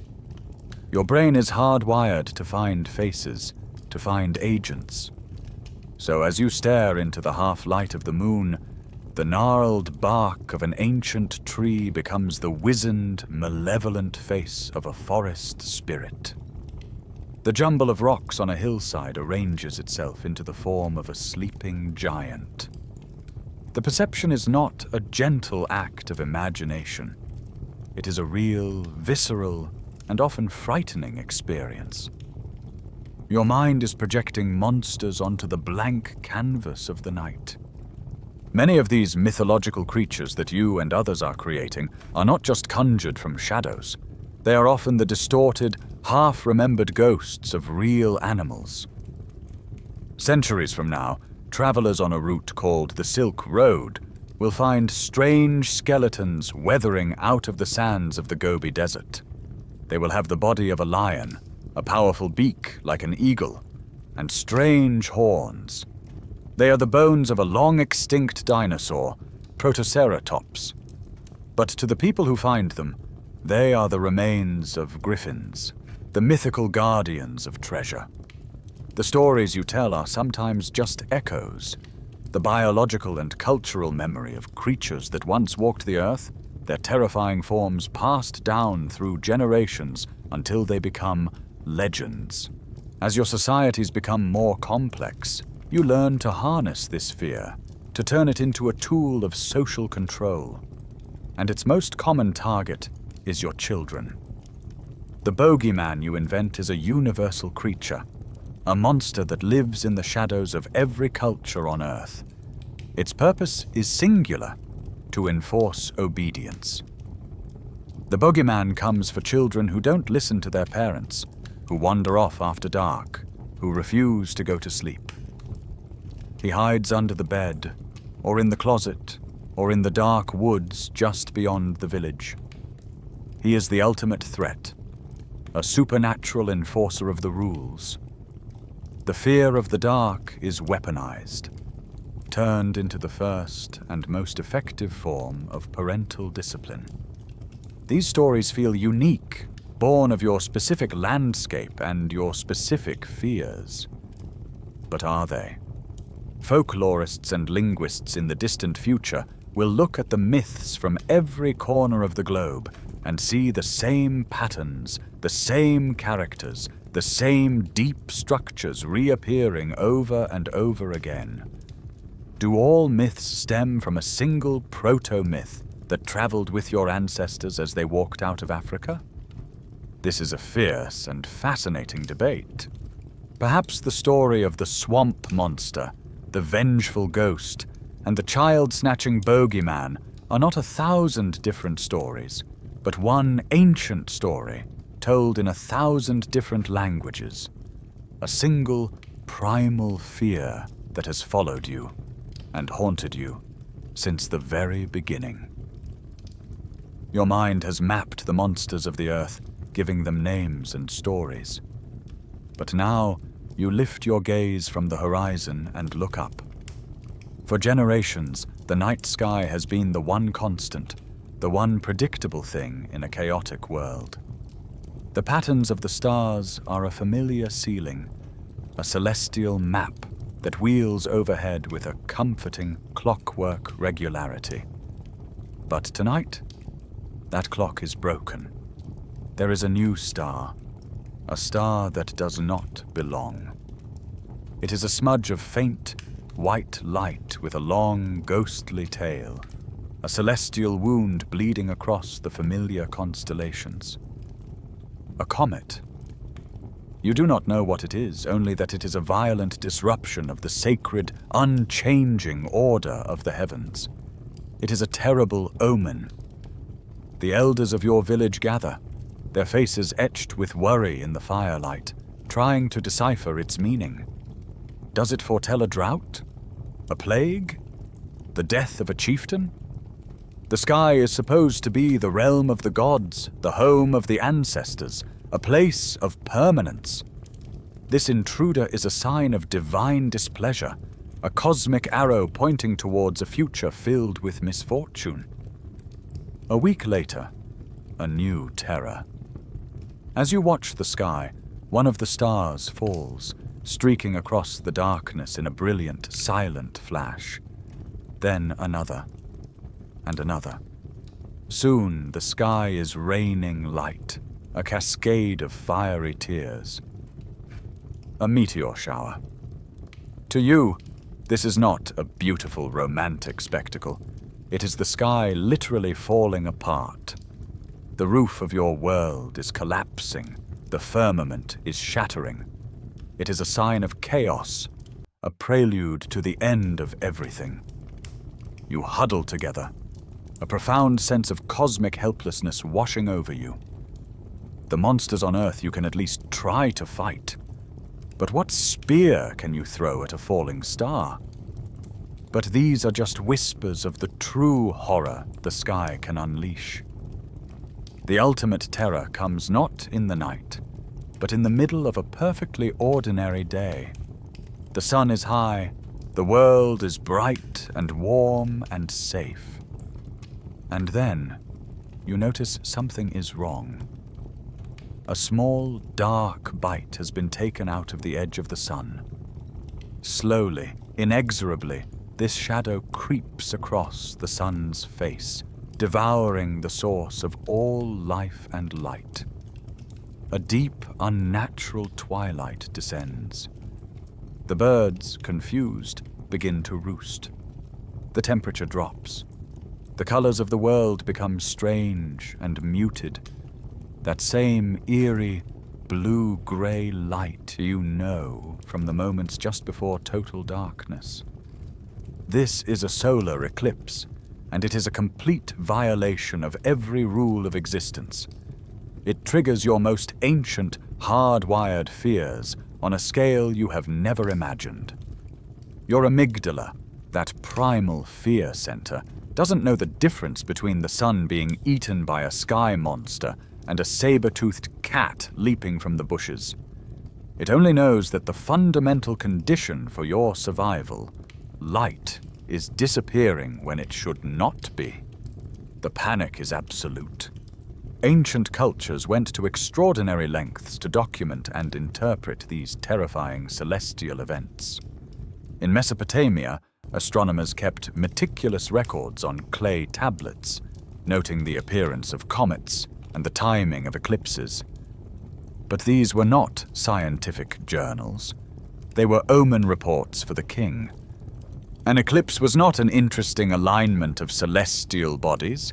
It was a direct threat to the kingdom, a sign that the gods were angry and that disaster was imminent.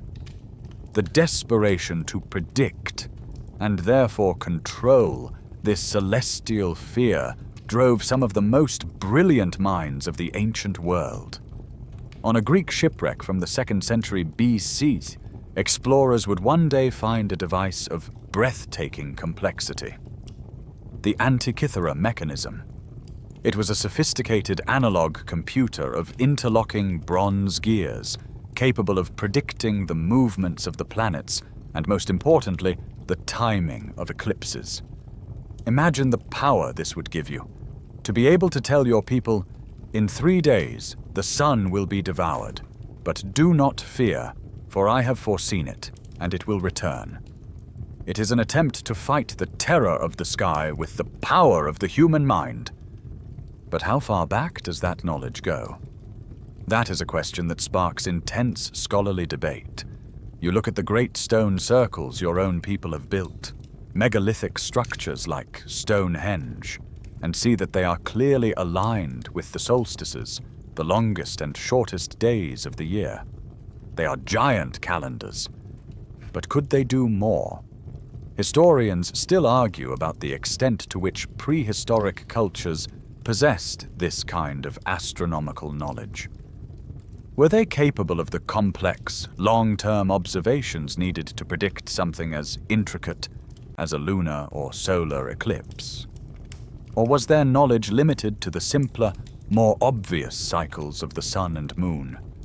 For now, without a gear-driven computer to guide you, you can only watch in horror as the last sliver of the sun vanishes and the world is plunged into a false and terrifying night. The sky monster has released the sun, and the familiar world has returned. But your relationship with that world is about to undergo the most profound transformation in human history. For millennia, your life has been one of constant movement, following the herds, the seasons, the whims of a planet that was your provider, but never your home. Now you have learned a new magic. You have learned to command life from the earth itself. You are a part of the agricultural revolution. You no longer sleep in a different place every month. You now live in a house, built of mud bricks and sturdy timbers, a structure meant to last for generations. Around you are dozens, then hundreds of other houses, clustered together in a sprawling permanent settlement like the one your descendants will unearth at a place called Çatalhöyük. You are a farmer. Your hands, which once only knew the feel of a spear or a flint knife, now know the texture of soil, the sharp edges of a barley husk, the satisfying weight of a seed in your palm. This changes everything. Your world, once a boundless and terrifying wilderness, has now been split in two. For the first time, there is a clear, sharp, and absolute distinction between the inside and the outside. Inside is the village, the hearth, the family, the known. It is the realm of order and safety. Outside is the wild, the untamed, the unpredictable. The fear of the dark is no longer an all-encompassing ocean you are adrift in. It has been contained. It has been pushed back to the perimeter. Your anxiety is now focused on a single fragile line, the edge of your settlement. The fear is what lies just beyond your fields, just on the other side of that ditch, that fence, that wall. This new way of life is written into your very bones, into the plaque on your teeth. Future archaeologists, examining the hardened dental calculus on Neolithic skeletons, will find the microscopic evidence of this great shift. They will see the wild grasses, nuts, and meat of the hunter-gatherer diet replaced by the dominant signature of domesticated grains like wheat and barley. It is the fossilized record of your transition from a creature that moves through the world to a creature that owns a piece of it. And as soon as you own something, you have something to lose. You have stores of grain that must last through the winter, pens of domesticated animals that are a living, breathing savings account. You have a permanent home filled with the tools, pottery, and people you love. And so, for the first time, you build walls. At the ancient site of Jericho, archaeologists will find a massive stone wall built around 8000 BC. It is one of the earliest known defensive fortifications in the world, a clear and unambiguous statement that the greatest fear was no longer the beast in the wild, but the man from the next valley. The wall is a monument to a new kind of anxiety. It is a physical manifestation of your fear of other people. Your village of Çatalhöyük expresses this defensive mindset in a brilliant and bizarre way. There are no streets. There are no doors on the ground floor. Your community is a tightly packed honeycomb of mud brick houses, and the only way in or out is through a hole in the roof, accessed by a ladder. To get from your house to your neighbors, you walk across the interconnected rooftops. At night, every ladder is pulled up. The entire village becomes a single impenetrable fortress. Any invader trying to penetrate this maze in the dark would find themselves in a deadly labyrinth with no way in, while the inhabitants moved safely across the rooftop world above. This new, walled-in life of the farmer seems, on the surface, to be a victory over the chaos of the old world. But it has given you a whole new set of fears, a new set of sleepless nights. This has led to one of the most provocative debates in modern anthropology. Was the agricultural revolution a mistake? While it allowed your population to grow, your own health may have suffered. Early farmers often had worse nutrition than their hunter-gatherer ancestors, relying on a monotonous diet of 1 or 2 staple crops. You work harder, longer hours, tied to the relentless cycle of planting and harvesting. And living so close to your neighbors and your livestock, you are ravaged by diseases that would never have gained a foothold in a small, nomadic band. You have traded the acute, immediate danger of the saber-toothed cat for the chronic, gnawing anxiety of a failed harvest, a spreading plague, or a band of raiders coming for your stored wealth. The fear is no longer a lightning strike of terror in the dark. It is a slow poison, a constant worry that the walls you've built might not be strong enough to hold. The walls you've built around your village have organized your physical world, separating the safe from the wild. Now, your mind is doing the same thing to the cosmos. The formless, chaotic soup of spirits and omens that governed your ancestors' lives is being tamed, categorized, and given a name. You are building a pantheon. Your spiritual world is becoming structured, a celestial bureaucracy with a god for every domain. There is a god of the sun, who gives life and warmth, a goddess of the harvest, who blesses your fields, a god of the rain, whose favor you must curry to avoid drought. But this raises a terrifying question. If there is a god for the day, who is the god for the night? The answer your culture provides is rarely comforting. The deities of the dark are almost never benevolent. They are gods of chaos, of destruction, of death, and of the underworld. The darkness is no longer just a neutral absence of light. It has been given a face, a personality, and a malevolent will. It is now a divine entity, actively hostile to you and the world of the living. In the fertile valley of the Nile, this belief takes the form of an epic, daily struggle. As the sun god Ra sinks below the western horizon in his magnificent solar barge, he is not simply setting. He is beginning a perilous journey through the Duat, the Egyptian underworld. And every night, in that realm of darkness and monsters, he must face his ultimate nemesis, Apep, the great serpent of chaos. Apep is a creature of pure evil, an immense snake whose goal is to swallow the sun god, and his barge, plunging the world into eternal darkness. The entire Egyptian religious system, with its complex rituals and incantations chanted by priests, is designed to magically aid Ra in this nightly battle, to ensure that he can defeat the serpent and be reborn, victorious in the eastern sky at dawn. The sunset is no longer a simple astronomical event.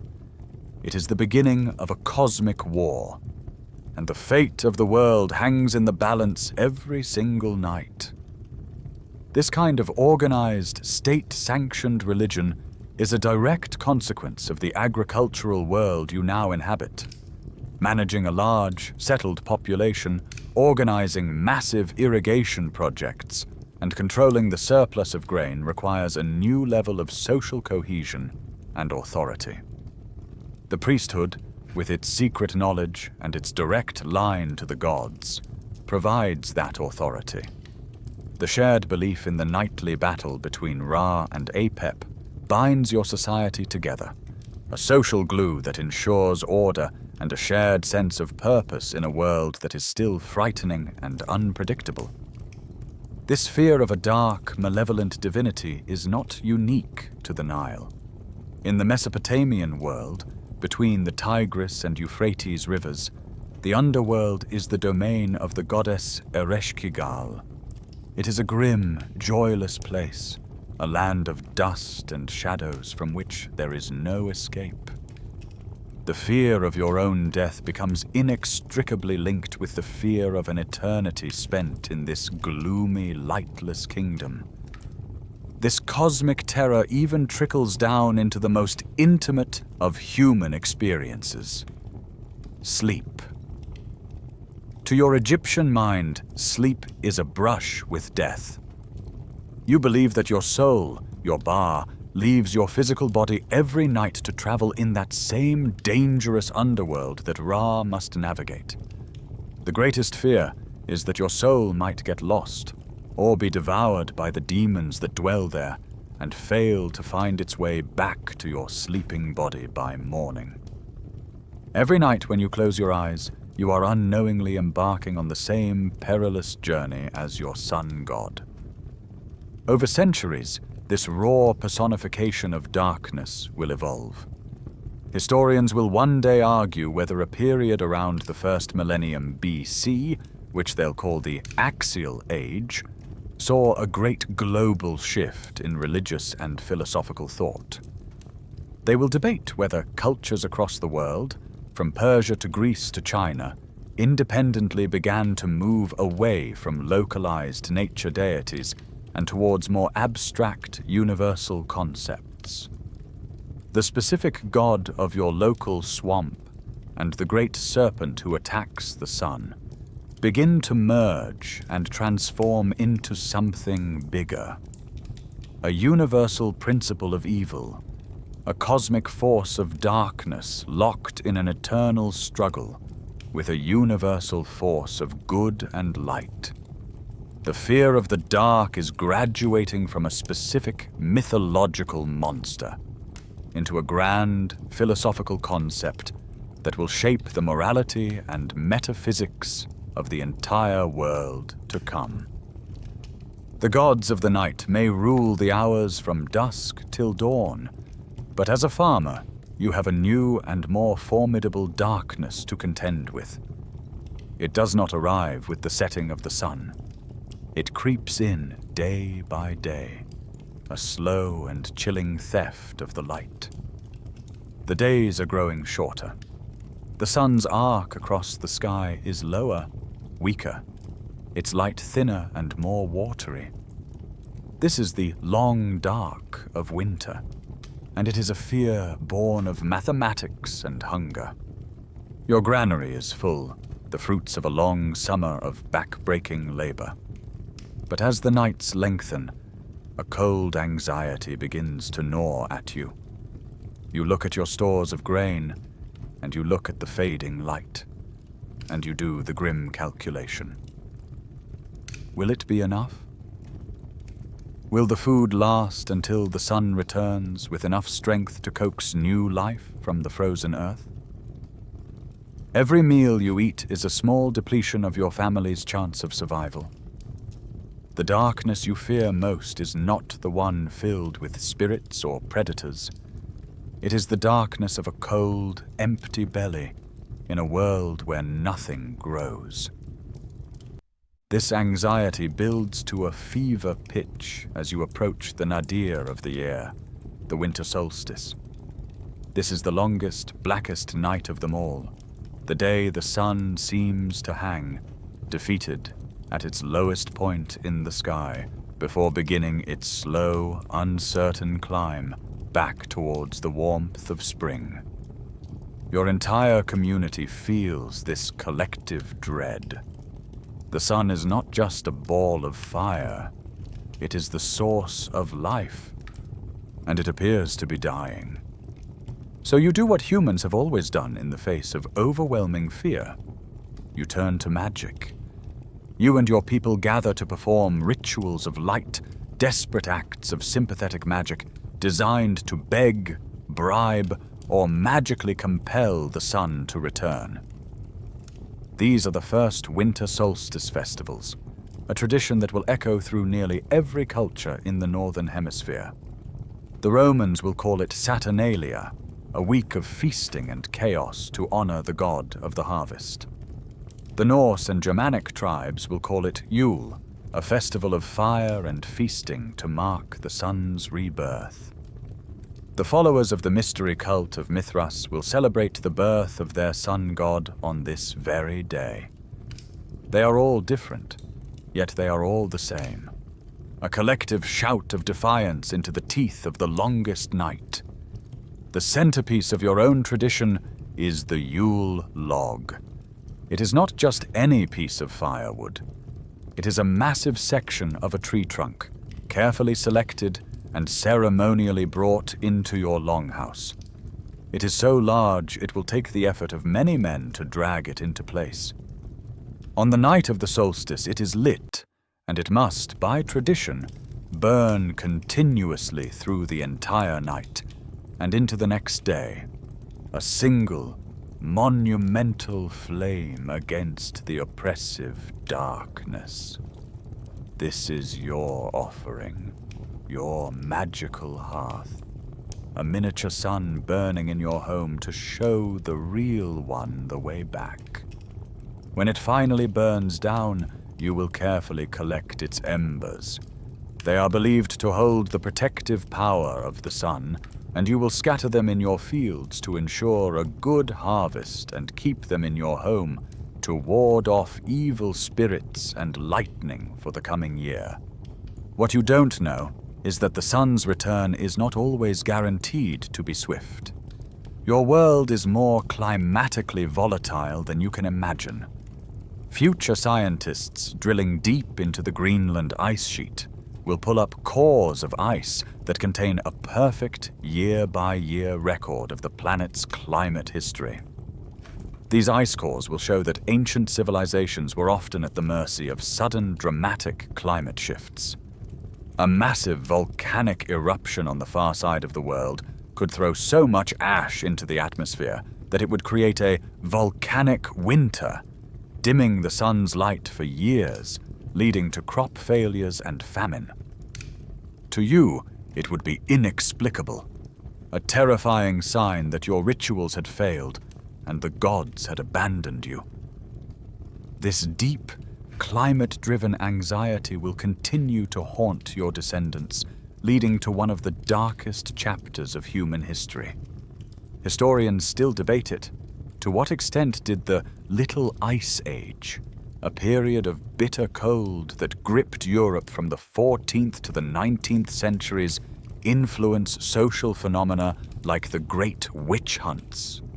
Proponents of the theory argue that the relentless crop failures, harsh winters, and widespread famine created a climate of intense fear and social stress. When the world grows dark and cold for no reason you can understand, you look for someone to blame.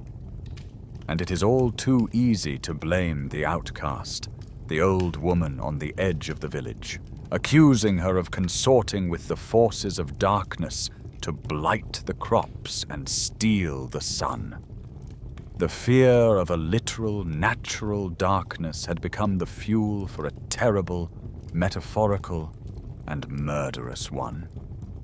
You have left the fields behind. The rhythm of your life is no longer dictated by the slow turn of the seasons, but by the frantic humming pulse of a new kind of human creation. You now live in a city, one of the first the world has ever seen. Perhaps it is Ur, with its towering ziggurat, or the mighty Babylon, a sprawling metropolis of baked brick and ambition. You are surrounded by thousands of people, a sea of humanity that is both a comfort and a source of profound new anxieties. The walls you live within are no longer the simple perimeter of a village. They are the high, fortified ramparts of a city-state. They are designed to keep out armies. But you are about to discover that the greatest dangers are already inside. As the sun sets over the Euphrates, the city transforms. The bustling, crowded streets, filled with the noise of merchants and craftsmen, fall silent. The light of 1,000 domestic oil lamps spills from windows and doorways, but it does not illuminate the public spaces. The alleys, the side streets, the great processional ways, they are all surrendered to an absolute and terrifying darkness. This is an urban darkness, a man-made labyrinth of shadow and stone, and the fear it holds is not of beasts or of spirits, but of your fellow man. The rustle in the alley behind you is no longer a wolf. It is a mugger, waiting with a club or a bronze knife. The shadow that detaches itself from a doorway is not a ghost, but a thief, hoping to slip into your home and make off with the little wealth you possess. The city at night is a place where the rules of society, the laws of the king, and the oversight of the gods seem to break down. It is a social darkness, a vacuum of order where the desperate and the predatory can thrive. You walk quickly, your heart pounding, your hand clutching the small purse of silver you earned today. Every corner is a potential ambush, every unlit passage a gamble. The physical layout of your city is a blueprint for this fear. Modern analysis of these ancient urban centers reveals a shocking lack of civic planning for the basics of health and safety. There is no sanitation system, meaning the unlit alleys you are scurrying through are also open sewers, choked with animal waste and human filth. There is no public lighting of any kind. This combination creates a perfect breeding ground for both disease and crime. The darkness conceals not just the footpad, but the pathogens that fester in the filth, ready to invade your home and your body. The rulers of your city are acutely aware of these problems. In Babylon, the great King Hammurabi has had his laws carved onto a towering stone stele for all to see. The Code of Hammurabi is a marvel of legal precision, with specific articles dealing with the consequences of theft, breaking and entering, and assault. If a man is caught stealing, his hand shall be cut off. If a robber is caught, he shall be put to death. The laws are clear, and they are brutal. Justice exists, but justice is for the daytime, for the courts, for when the criminal has been caught. The law offers little comfort when you are alone, in the dark, and the footfalls behind you are getting closer. Centuries later, the Romans, the greatest city builders of the ancient world, will attempt a more proactive solution. They will create a force called the Vigiles Urbani. These men will be both firefighters and a rudimentary night watch, patrolling the dark, dangerous streets of Rome. But by all accounts, they will be famously overwhelmed and ineffective against the sheer scale of the city's nocturnal crime. For the average Roman citizen, the strategy will remain the same as yours is now. When the sun goes down, you bolt your door, bar your windows, and pray you are not a target. This grim reality of urban life, the crime, the filth, the disease, all amplified by the darkness, has led historians to a stark and unsettling question. Were ancient cities centers of civilization, or were they demographic sinks? This theory argues that for most of history, cities were such deadly places that their death rates were far higher than their birth rates. They could only maintain, let alone grow, their populations by a constant massive influx of hopeful people from the healthier, safer countryside. The dream of the city, with its wealth and excitement, drew people in. but the dark reality of its streets, the violence and the sickness that flourished in the night, consumed them. You have escaped the wilderness of the plains, only to find yourself in a far more dangerous jungle of brick and shadow. The fear of the thief in the alley is a cold, immediate thing, but it passes. You make it home, you bar the door, and for a few hours you are safe. But in the quiet of the night, your mind, now accustomed to thinking on the grand scale of cities and civilizations, inevitably turns to the final, darkest alley of them all: death. Your culture, in its quest to bring order to the chaos of the world, has not stopped at the city walls. It has extended its map-making into the very landscape of the afterlife. And the maps it has drawn are terrifying. The darkness you now fear most is not temporary. It is the eternal, unchanging darkness that awaits you after your last breath. For the Greeks, it is the realm of Hades, a vast subterranean kingdom of mist and shadow. For the Egyptians, it is Duat, a complex and perilous underworld through which your soul must journey. The journey itself is the new terror. The path through the afterlife is not a peaceful procession. It is a grueling ordeal, a series of gates and trials, a landscape populated by demons, monsters, and wrathful gods, all of which exist in an eternal night. The fear of the dark has become the fear of what awaits you in the dark after you die. The sheer, overwhelming power of this fear is made tangible in the world around you. In Egypt, you see the immense resources your civilization pours into cheating this darkness. The entire economy, the greatest minds, the most skilled artisans, all are focused on one monumental task: preparing the dead for their journey. The science of mummification, with its intricate, months-long process of preserving a physical vessel for the soul, is not a celebration of death. It is a desperate, technological defense against the horrors of the underworld. The elaborate tombs, filled with furniture, food, weapons, and magical spells, are survival kits for a trip through hell. The greatest evidence for the depth of your terror is the sheer, back-breaking effort you expend to try and overcome it. With the mummified body, you place a scroll, a precious document that is your only real guide. It is the Book of the Dead, a collection of spells, hymns, and passwords. It is a cheat sheet for the final exam. It contains the magical utterance that will pacify the demonic gatekeepers, the correct name to call the ferryman of a subterranean river, the negative confession you must make to a panel of 42 divine judges to prove your moral purity. Without this guide, your soul would be lost, devoured, or condemned to an eternity of torment. Your Greek counterparts, meanwhile, contemplate a different kind of horror. For them, Hades is not necessarily a place of fire and punishment in the way later religions will envision hell. For the vast majority of the dead, the Shades, it is something almost worse. A place of eternal, joyless, boring gloom. It is a world of squeaking, bat-like ghosts who have lost all memory of their former lives, all passion, all color.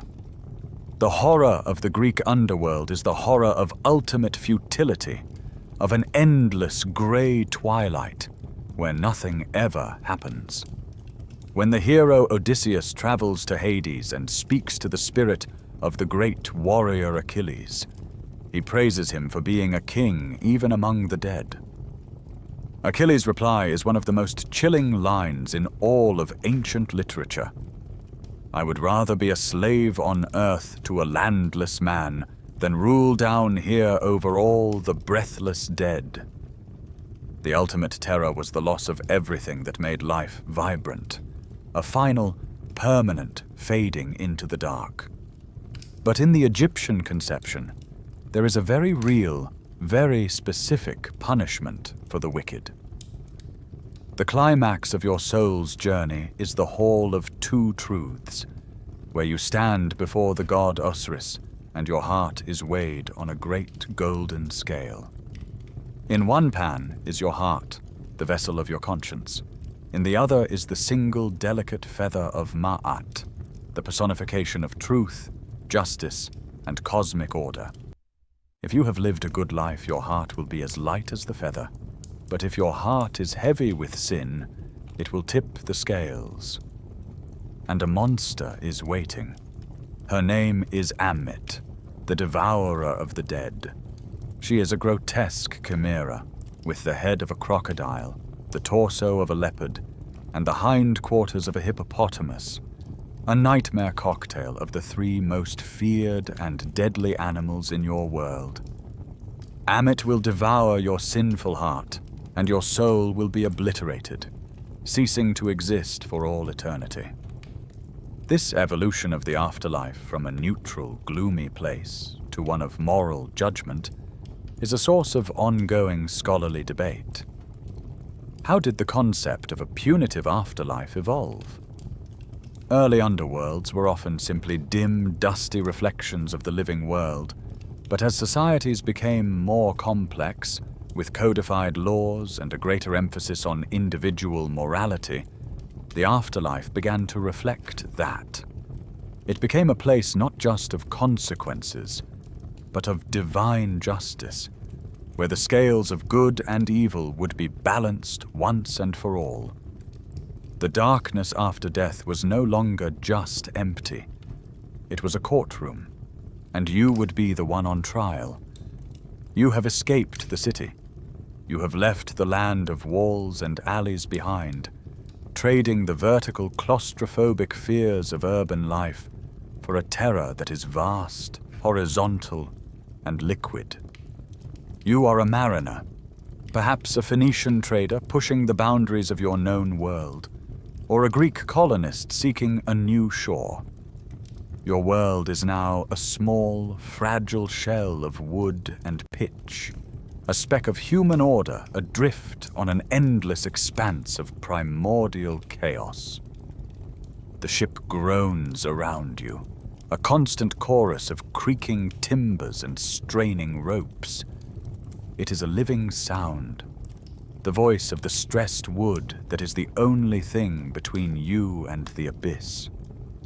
During the day, the sea is a known quantity, a shimmering blue-green highway. But at night, it transforms. It becomes a single, undifferentiated entity of blackness, merging seamlessly with the starless, overcast sky. You cannot tell where the water ends and the air begins. You are floating in a void. The greatest fear is not what is around you, but what is directly beneath you. The water is not just a surface. It is a roof. Underneath your thin plank hull lies a world of crushing pressure and absolute blackness, a vertical wilderness thousands of feet deep. What lurks down there? Your mind, conditioned to populate the darkness with monsters, runs wild. Colossal squid with eyes the size of dinner plates, great serpents that could crush your ship in their coils, fish with teeth like daggers and their own cold lights. You have no evidence for these things, only the profound gut-level certainty that a world so vast and so hostile cannot possibly be empty. Your only map is the one written in the sky. On a clear night, the stars are your friends, your guides, your only solace. You know their patterns as well as you know the faces of your own crew. You can find the steady, unmoving pole star and know your bearing. But tonight, the clouds have drawn a thick woolen blanket across the heavens. The stars are gone, and with them, your sense of direction, your sense of your place in the world, is gone too. Are you sailing towards your destination, or in a slow, hopeless circle? Or are you being pushed by some unseen current towards a reef or a hostile shore? To be lost on land is one thing. There is always a landmark eventually. To be lost at sea is to be nowhere, a state of absolute, terrifying dislocation. Suddenly, one of your crewmen points over the side, his voice a choked whisper. In the ship's wake, the black water is coming alive with a ghostly, cold, green-white light. Swirling trails of it coil and dance like ethereal serpents. A school of fish passes beneath you, not as dark shapes, but as a tight cluster of 1,000 shimmering lanterns, their movements impossibly fast. This is bioluminescence, the natural light produced by countless tiny organisms in the water. But you do not know this. To you, this is magic. It is the spirits of the sea, the ghosts of drowned sailors, or the glowing blood of some unseen leviathan that your ship has wounded. The display is beautiful, but its beauty is alien and deeply unsettling. It is a sign that this world operates by rules you do not understand. This is why most sailors are wiser than you.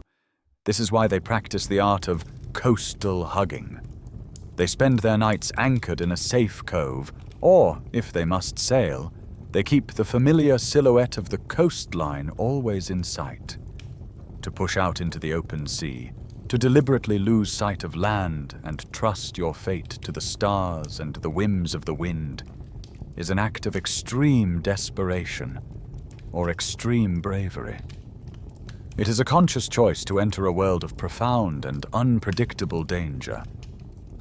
The real dangers of your world are terrifying enough, and they too have become the stuff of legend. You have heard the stories from sailors who have navigated the narrow strait between Sicily and the Italian mainland. They speak of a monster, Scylla, who lives in a cliffside cave, her 6 long necks snatching sailors from the decks of passing ships. And on the other side of the strait, they speak of Charybdis, a monster that is nothing more than a mouth, swallowing the sea and spitting it back out, creating a terrifying whirlpool that can devour a ship whole. These are not just scary stories. They are the personification of real navigational hazards. They are a way to give a name and a face to the rocks and the treacherous currents, a way to make the arbitrary violence of the sea feel like the act of a specific, malevolent entity. It is a world of intense, concentrated fear that no land dweller could ever truly comprehend. Did ancient mariners suffer from specific psychological phobias related to their trade? This is a question your descendants might ask.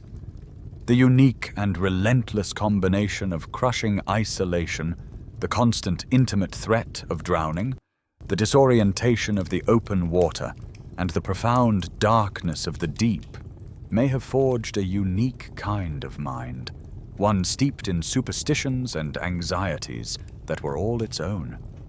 You are living in a psychological pressure cooker, and the things that emerge from it are as strange and as luminous as the ghost lights that now dance in the water beside you.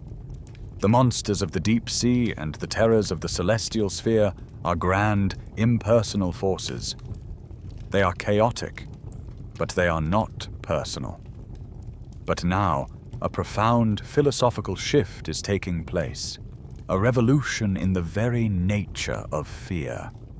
The vague, menacing presence in the darkness, the source of all your anxieties, is about to be given a name, a face, and a job description. The darkness is no longer just a place where evil things happen. It is becoming the very personality of evil itself. This transformation is rooted in a deep, ancient instinct. Your mind is hardwired for something psychologists will call agency detection.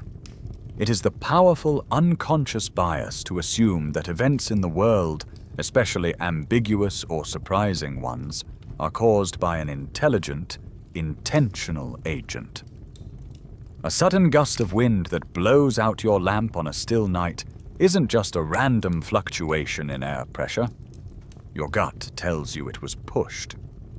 A floorboard that creaks in the empty room upstairs isn't just the house settling. Your brain screams that someone stepped there. It was a survival critical instinct on the ancient savannah. It was always safer to assume the rustle in the grass was a lion than just the wind. But now, in a world of complex theology, that instinct is providing the raw material for the ultimate villain. The darkness is no longer empty.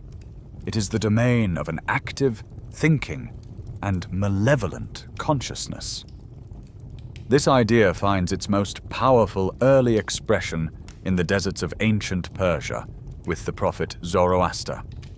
His teachings will lay the foundation for one of the world's most influential religions, Zoroastrianism.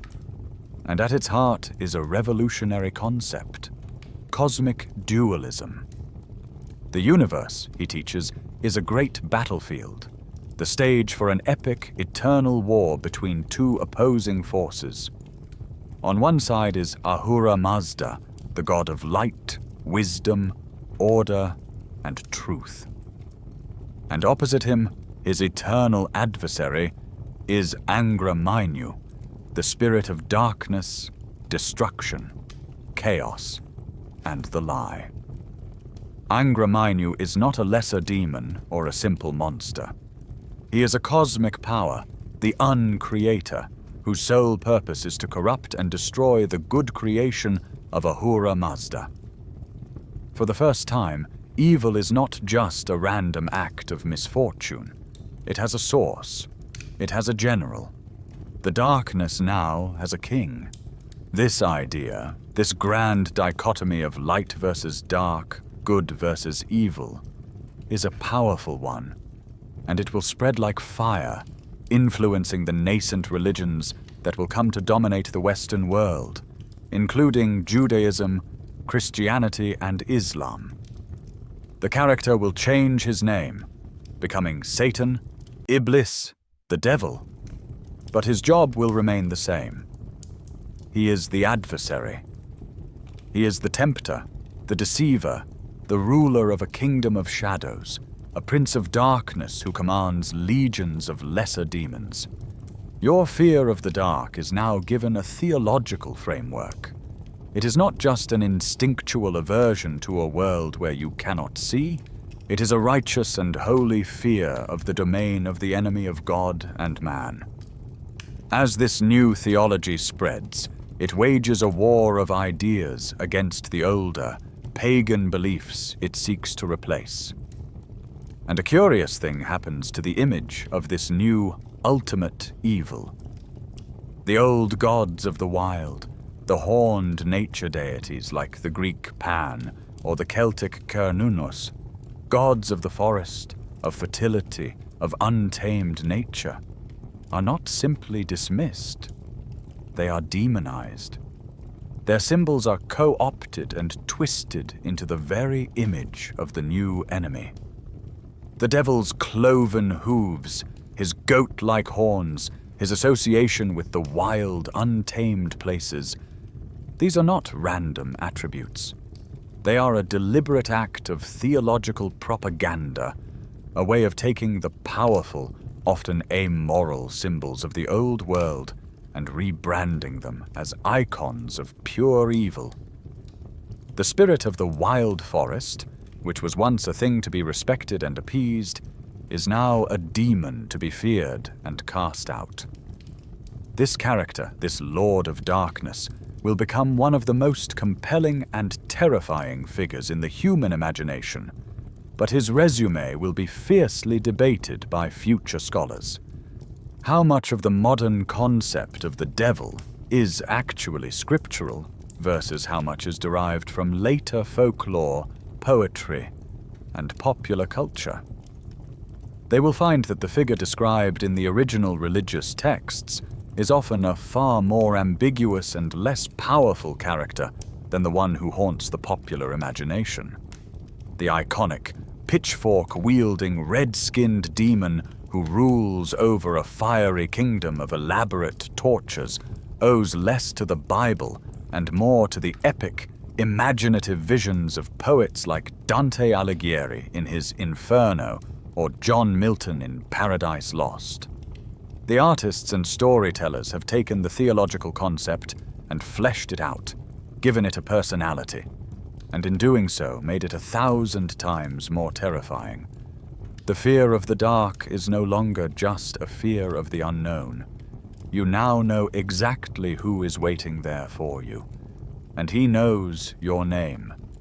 The Lord of Darkness may have his throne in a distant, fiery hell, but he has his agents here on Earth, walking among you. The fear has once again shapeshifted, moving from the cosmic to the deeply personal. It has migrated from the vast, empty darkness of the wilderness into the heart of your own village. The greatest threat is no longer the stranger from the next valley, or the demon waiting for your soul after death. The most terrifying monster is the one you think you know. It is your neighbor. You live in a small, tight-knit medieval community. You know every face, every family, every whispered secret. But this familiarity has become a source of profound paranoia. The man you share a drink with at the tavern, the woman you see at the market every day. Could they be living a second, secret life when the sun goes down? The darkness now hides not just crime, but transformation. It is a crucible that can turn a familiar face into an unrecognizable monster. The werewolf myth is the fear of the beast that lives inside every man. You look at your neighbor, a quiet, mild-mannered blacksmith, but you've heard the stories. You've seen the way the hair grows thick on his arms, the strange, hungry look that sometimes flashes in his eyes. You know that the veneer of civilization is thin, and that underneath, the old primal predator still slumbers. The full moon, that ancient tyrant of your ancestors' fears, has returned not as a source of light, but as a trigger for this horrifying metamorphosis.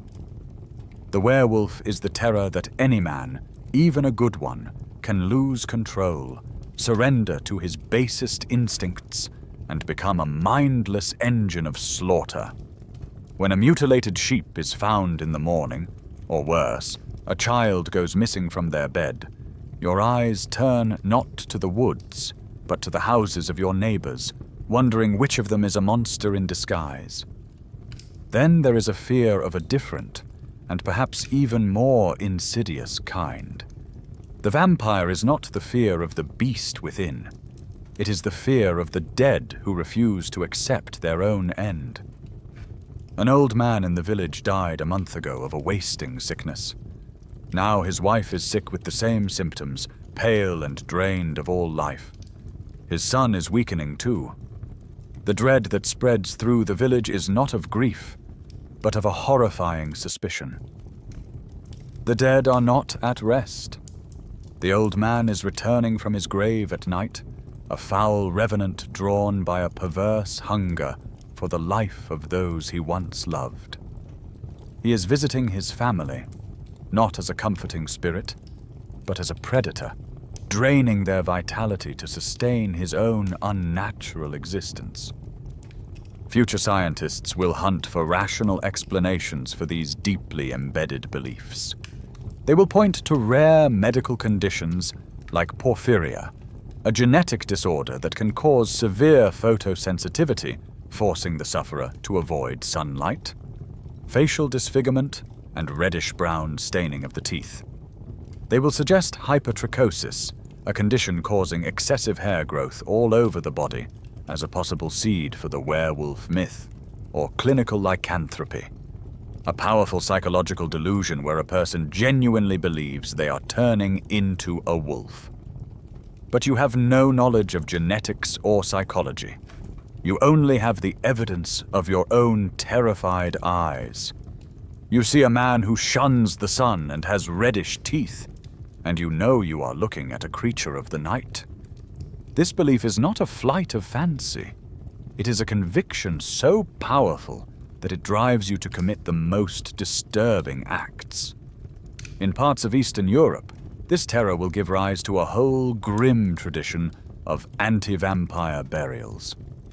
When a village is convinced a corpse is unquiet, you and the other men will go to the graveyard, your faces grim, your hands clutching shovels and sharpened stakes.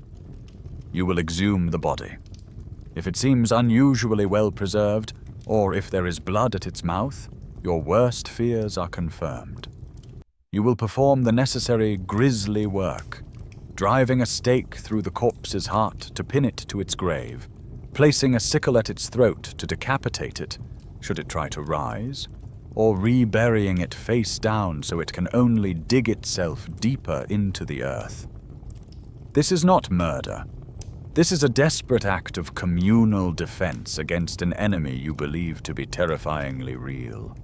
The word vampire itself won't even enter the English language until the 18th century, a surprisingly modern term for such an ancient fear. But the concept of a blood-drinking, life-draining creature that returns from the grave is far older and appears in countless cultures under different names, from the Mesopotamian Lilitu to the Roman Lamia. It is a near-universal archetype of the predatory dead. But why was this belief so persistent, so powerful? Were vampire myths a way of explaining the seemingly inexplicable process of disease transmission? This is the question that will fascinate future historians and folklorists. In an age before the discovery of germs, how else could you explain a mysterious illness that wastes away one family member after another? Contagion is an invisible, magical force. The idea of a supernatural predator who visits at night, his presence unseen but his effects all too real, is a perfectly logical explanation. The vampire provided a narrative, a face, and a course of action for a terror that was otherwise random and incomprehensible. It was a way to fight back against the invisible killer in your midst, even if it meant desecrating the graves of your own loved ones. The monsters you fear have become distressingly human. The werewolf is your neighbor transformed by the moon. The vampire is your neighbor returned from the grave. But a new and even more terrifying possibility has taken root in your mind. The monster might not need to transform at all. She might be your neighbor, looking exactly as she always does, but with a soul that has been sold and a heart that is full of malice. The fear of witchcraft has taken hold, and with it, the darkness has become an active, hostile, and magical force. The night is no longer a neutral backdrop for evil. It is the witch's primary tool and her sanctuary. And there is a specific part of the night, a time of ultimate power that you have come to dread above all others. It is the witching hour, the deepest point of the dark, the time around midnight when the veil between this world and the world of demons is at its thinnest. When the village is silent and the good folk are asleep, you lie awake, listening. Every creak of your house's timbers, every scrape of a branch against the window is a potential sign. Is that the wind? Or is it the sound of a coven gathering in the woods? Is that an owl hooting? Or is it a witch's familiar, calling its mistress to a blasphemous Sabbath? The darkness is no longer just empty. It is occupied territory. This simmering, village-level paranoia is about to be given a terrifying new legitimacy. In 1487, two German clergymen will publish a book that will become one of the most infamous and destructive bestsellers in history. It is called the Malleus Maleficarum, the Hammer of Witches. It is not a book of folklore. It is presented as a scholarly, legal, and theological guidebook for witch hunters. It meticulously codifies the belief that women, being the weaker vessel, are naturally more susceptible to the temptations of the devil. It lays out the supposed signs of witchcraft, the proper methods of interrogation, including torture, and the legal framework for prosecuting and executing those accused. It is an instruction manual for turning suspicion into a death sentence. The fear is no longer just a feeling. It now has a rule book. And the interrogations that this book inspires produce the most bizarre and lurid confessions. Accused witches, under duress you can barely imagine, confess to flying through the night on broomsticks, to attending great Sabbaths where they dance with the devil, to kissing Satan's posterior in a rite of fealty. To the inquisitors, this is proof of a vast satanic conspiracy. But to future scientists, it might be evidence of something else entirely. Trial records and folk traditions often speak of special witches' ointments, salves that the witches would rub on their bodies to achieve flight. Analysis of the likely ingredients in these folk recipes reveals a powerful cocktail of hallucinogenic plants, often from the deadly nightshade family: belladonna, henbane, mandrake. These are psychoactive drugs that, when absorbed through the skin, can produce intense hallucinations, delirium, and the distinct sensation of flying or bodily dissociation. The tragic irony is that the Sabbath the accused witch confessed to may have been a terrifying, drug-induced nightmare she experienced all alone in her own bed. This new mythology of the witch absorbs and repurposes the fears of the ancient world. You see a black cat slinking through the graveyard at midnight, and your blood runs cold. You see its eyes catch the moonlight, glowing with an unholy green fire. Remember that tapetum lucidum, that simple biological mirror that gave nocturnal predators an edge on the ancient savannah? The fear of those glowing eyes is so deeply ingrained in your DNA that it has survived for millions of years and is now given a new, satanic interpretation. The cat is not just a cat. It is a demon, a familiar, a spy sent by its witch mistress to do her evil bidding. The sheer scale and ferocity of the witch trials that will sweep across Europe for the next 2 centuries will baffle future historians, who will be left to debate their true cause. Were the European witch trials a case of mass hysteria, a contagious psychosis that gripped a population living under immense stress? Was it a cynical tool of social control, a way for the church and the state to eliminate dissenters and seize property? Or was it, as some have argued, the final, brutal act in the persecution of remnant pagan folk healers, the cunning women whose knowledge of herbs and charms was a last vestige of a pre-Christian world? The truth is a complex and horrifying tapestry woven from politics, religion, and a deep, abiding, and now fully weaponized fear of what ordinary people might be doing in the dark. You have survived the age of superstition, your rational mind now protected from the fear of witches and demons by the cool, hard logic of a new scientific era. You have moved into the beating heart of that new world, a 19th century metropolis. It is London, the largest, richest, and most crowded city on the planet. And for the first time in human history, it has made a serious attempt to conquer the night. As dusk settles, it is not a descent into absolute blackness. Instead, a new kind of star begins to bloom along the main thoroughfares. With a long pole, a lamplighter moves from post to post, touching his flame to the gas mantles.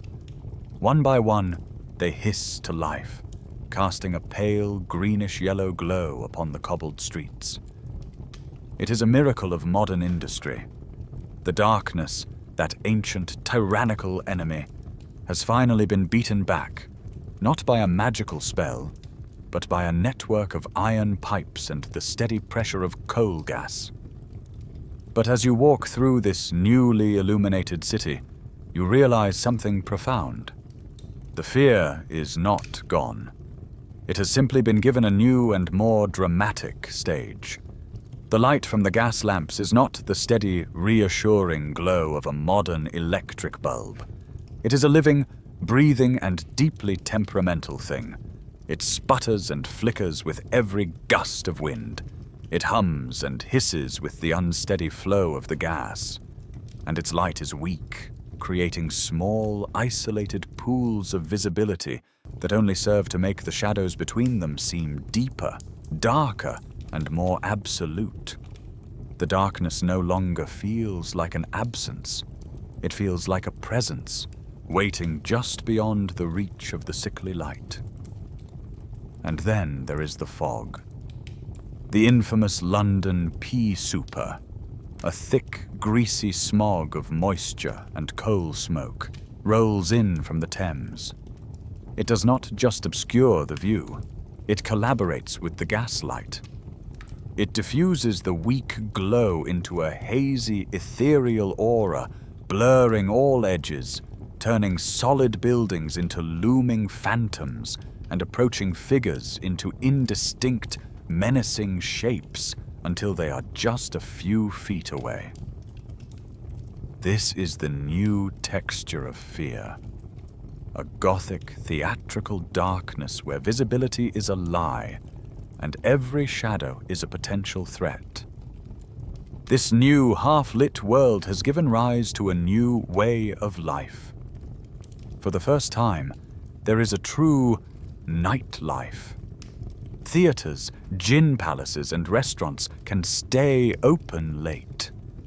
Their glowing windows and entrances beckoning you into a world of evening entertainment. But this progress has a dark underbelly. This same gaslit fog is the perfect hunting ground for a new kind of urban predator. He is not a werewolf or a vampire. He is a man, like Jack the Ripper, who uses the anonymity of the modern, crowded city and the deceptive nature of its new light to commit the most unspeakable acts, melting back into the shadows before anyone can even register what has happened. The light itself is a form of psychological manipulation. Its constant, subtle flickering can make you question your own senses, a phenomenon that will give rise to a new word. In a 1938 play called Gaslight, a manipulative husband tries to convince his wife she is going insane by secretly dimming and brightening their home's gas lamps, and then, when she mentions it, insisting that she is imagining it. The term gaslighting will become a permanent part of the language, a perfect metaphor for this new industrial age fear, where the environment itself feels like it is lying to you. And while you may be out, walking through this newly conquered night, your relationship with darkness has been fundamentally broken on a biological level. For millions of years, your body's clock, your circadian rhythm, was set by the rising and setting of the sun. The arrival of artificial light, first gas, then electric, has smashed that ancient clock to pieces. It has allowed for the rise of the factory, of shift work, of a life no longer governed by the natural cycles of the planet. Your body still craves the old rhythm, the deep, restorative sleep that comes with true darkness. But you live in a world of perpetual twilight, a world that encourages you to work later, stay out longer, and sleep less. This constant disruption of your internal clock is a source of chronic, low-grade stress, anxiety, and the sleep disorders that will plague the modern world. this leads to the great, unresolved question of your new age. Did the Industrial Revolution and the move to artificially lit factories fundamentally alter the human relationship with time and nature for the worse? Scholars still argue this point. You have gained a few more hours of light, a few more hours for work and for leisure. But what have you lost? You have traded the cycles of the sun for the tyranny of the clock. You have divorced your daily life from the natural world that shaped every aspect of your being for eons. The conquest of the night was not a clean victory. It was a messy, complicated, and perhaps Pyrrhic one, leaving you adrift in a world where the day never truly ends and the darkness, though diminished, has learned to be far more clever. The flickering, gaslit world was just a prelude. A new kind of magic has arrived, brighter, steadier, and infinitely more powerful. It is the electric light bulb, and its triumph is absolute. The darkness, that ancient enemy you have fought for 3 million years with fire, with walls, with rituals, and with gas, is finally, truly defeated. The conquest is total. You are living in the 20th century, a witness to the final act of this long war. You see cities like Paris transform, their newly electrified boulevards and monuments blazing with a brilliant, steady radiance that banishes every shadow. It earns Paris a new nickname, La Ville Lumière, the City of Light. It is a name that is not just a description, but a triumphant declaration of victory, a celebration of humanity's final mastery over the medieval darkness. This is the world promised by inventors like Thomas Edison, who, with his public demonstration of a reliable incandescent light bulb in 1879, flipped a switch that would change the planet forever. The subsequent war of the currents between his direct current system and Nikola Tesla's more efficient alternating current was not just a battle of technologies. It was a race to see who could deliver this new god of light to the world most effectively. Now that light is everywhere. It fills your home, your streets, your factories. It blazes 24 hours a day, 7 days a week. It has created a world that never sleeps, a world of perpetual day. The old fears should be dead. The bogeyman in the closet, the vampire at the window, the demon in the witching hour, they are all phantoms of a dimmer, more superstitious age. They should look ridiculous in the clean, rational glare of a 100-watt bulb. And yet, the fear is not gone. You feel it still. It has simply retreated. With nowhere left to hide in the outside world, it has moved indoors. It has taken up residence inside your own home, inside your own head. You wake up at 3 a.m. The house is silent. But a sliver of cold, blue-white light from the street lamp outside slices through a gap in your curtains, painting a strange, stark line across your bedroom wall. That light, a symbol of your ultimate safety, has become a source of profound unease.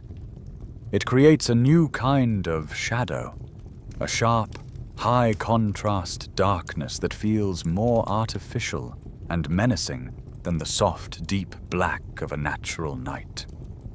Your mind, that ancient pattern-seeking machine, still sees a lurking figure in the way your clothes are draped over a chair. A strange sound from the kitchen, the hum of the refrigerator, the settling of the house, still sends a jolt of adrenaline through your system. The fear is still there because its circuitry is still there, baked into the oldest parts of your brain, and it is desperately looking for something to do. The greatest casualty of your victory is the sky. You walk outside your city home at night and look up, hoping to see the cosmos that both terrified and inspired your ancestors. but there is nothing. The stars, the planets, the Milky Way, they have been erased, washed out by a hazy orange glow that blankets the entire sky.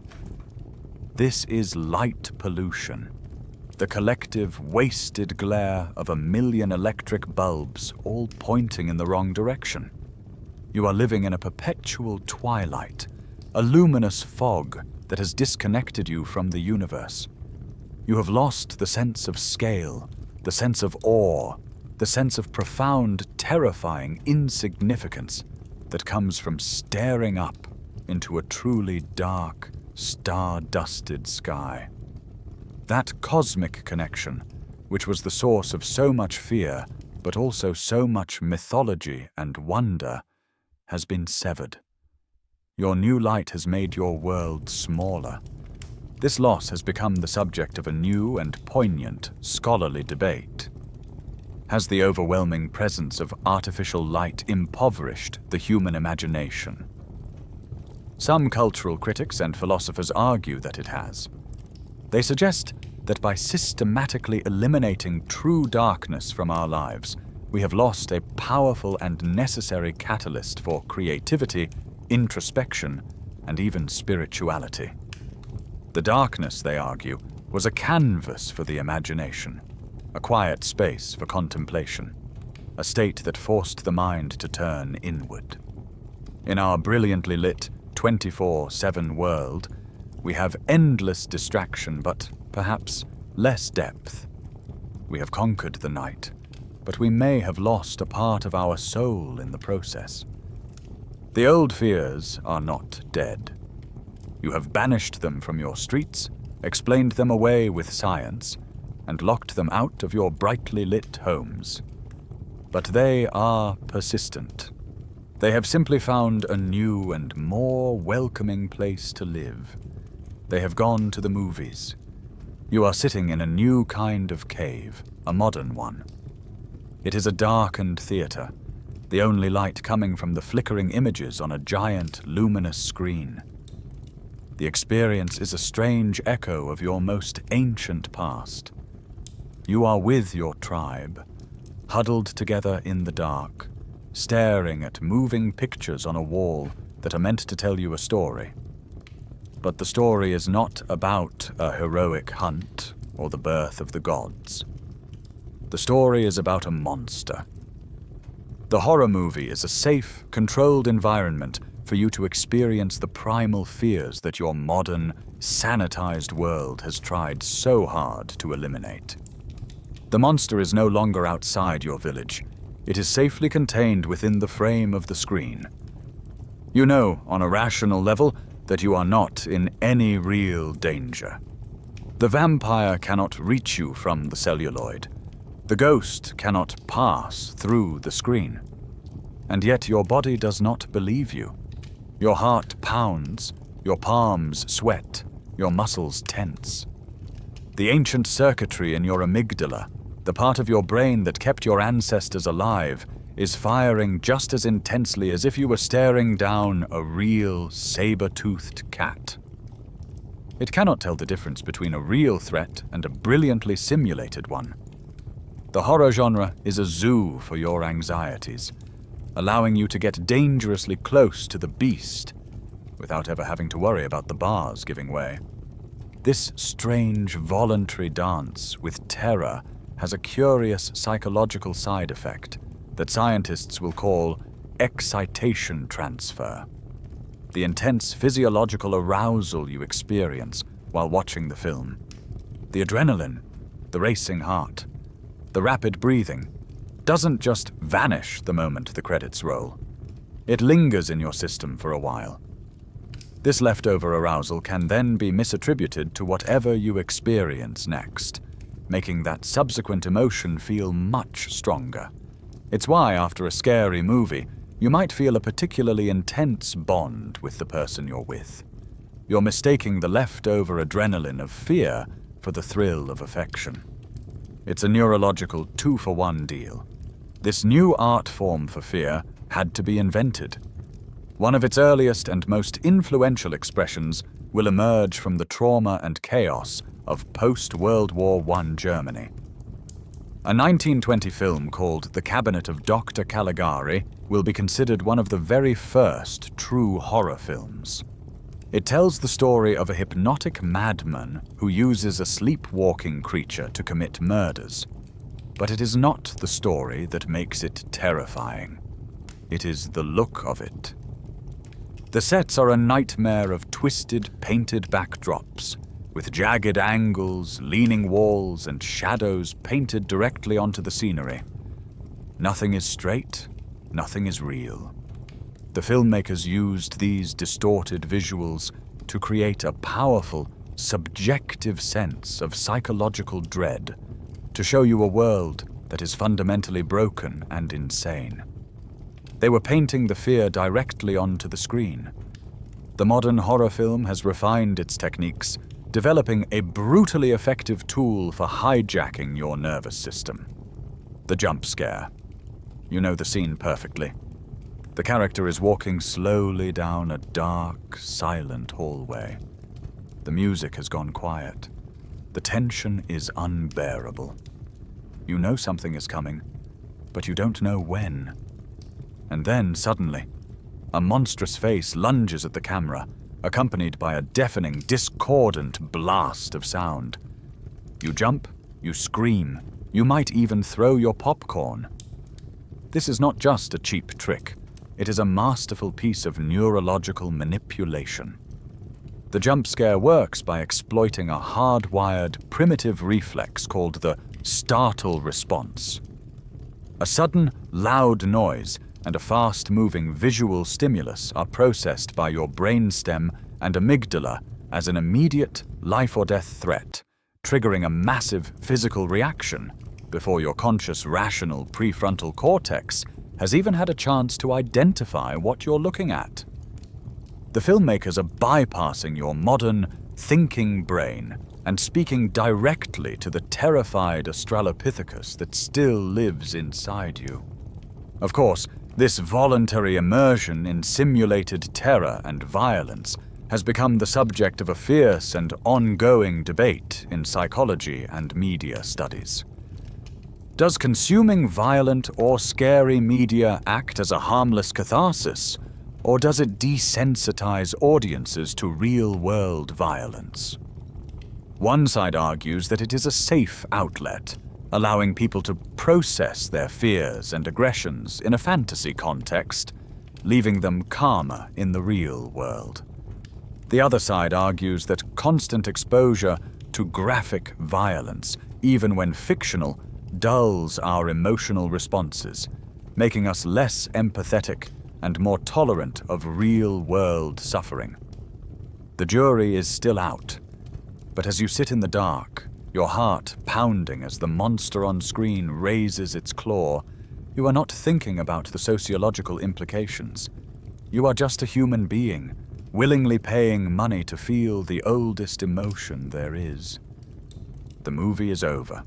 You step out of the theater, back into the familiar, brightly lit world of the 21st century. The conquest of the terrestrial night is complete, so thorough that you now have to pay for the privilege of being scared in the dark. But the human mind is restless. With one frontier tamed, it inevitably turns its gaze to the next. You have banished the darkness from your planet, so your fear now turns to the one darkness you can never conquer, the infinite, absolute blackness between the stars. Imagine you are an astronaut. You are floating in a small, fragile capsule, a tin can in the greatest ocean that is. You look out the viewport, and you are confronted with a quality of darkness that has no earthly equivalent. The night on Earth is never truly black. There is always some ambient light, some reflection from the moon, the stars, the distant glow of a city. It is a soft, living darkness. But the blackness of space is different. It is a hard, perfect, and profound void. It is not the absence of light. It is the presence of nothing. It does not hide things. It is the thing itself. It is cold, absolute, and utterly indifferent to you and the tiny, warm spark of life you represent. This is a fear of scale, of meaninglessness. You feel your own ego, your own sense of importance, begin to dissolve in the face of this incomprehensible vastness. The psychological toll of this experience is immense and well documented. Astronauts on long-duration space flights report a host of mental challenges: anxiety, depression, a crushing sense of isolation. But they also report something transformative, a profound cognitive shift they call the overview effect. It is the moment they first see the Earth from a distance, not as a map of competing nations, but as a single, vibrant, and incredibly fragile blue marble hanging in the void. It is a moment of awe and beauty, but it is an awe tinged with a deep and existential terror. The terror of realizing that everything you have ever known or loved is on that tiny, lonely, beautiful speck. On Christmas Eve, 1968, the crew of Apollo 8 became the first humans to ever experience this directly. They were the first to leave Earth's orbit, the first to see the dark side of the moon, and the first to witness the Earthrise. As they rounded the lunar limb, they saw our planet rise over the barren, grey horizon of the moon. Their live broadcast back to Earth, where they read from the book of Genesis, captured the profound, almost unbearable beauty and the crushing loneliness of their position. They were looking at a world without borders, a world that was, from their perspective, the only thing in the entire universe that was not dead. And in that vast, dead silence, a new and deeply unsettling question begins to form. It is a question first posed by the physicist Enrico Fermi. The universe is ancient and unimaginably vast. The laws of probability suggest it should be teeming with life, with countless civilizations far older and more advanced than our own. So, as Fermi famously asked, where is everybody? This question has become known as the Fermi paradox. The silence from the stars is deafening, and one of the possible answers to this paradox is utterly terrifying. Perhaps there is something out there, a great filter, that silences advanced civilizations before they can become interstellar. Perhaps the darkness between the stars is not empty, but is instead a sign of a cosmic danger so great that it is better to stay quiet, to not draw attention to our small, noisy little world. The great silence might be the sound of universal fear. This leads to the final great debate of this new frontier. Is humanity psychologically prepared for the discovery of extraterrestrial life? Philosophers and scientists wrestle with this question. Would first contact be an enlightening, transformative event, ushering in a new era of cosmic brotherhood? Or would it be a civilization-shattering trauma, a moment that could trigger a profound and uncontrollable existential fear? The discovery that we are not alone would be the final, ultimate violation of our sanctuary. The darkness of space would no longer be an empty void. It would be a wilderness again, populated with unknown beings whose motives we cannot guess, and our tiny, fragile Earth would no longer feel like a home, but like a very small, very exposed campsite in a very, very big forest. The final frontier is not the cold, indifferent void of outer space. It is the 3-pound universe of gelatinous, electrified tissue that is currently sitting inside your own skull. You have conquered the darkness of the planet and stared into the darkness of the cosmos. Now the only darkness left to explore and to fear is the one you carry with you everywhere you go. In a world almost entirely free of the physical predators that haunted your ancestors, your magnificent, ancient fear circuitry has not simply switched off. It has turned inward. The bogeyman is no longer under your bed or in your closet. He has moved into your head. Your modern anxieties are the ghosts of ancient survival mechanisms. You worry about a deadline at work, a looming presentation, an awkward social gathering, and your body reacts with the same primal terror as if it were facing a cave lion. This is not a metaphor, it is a neurological reality.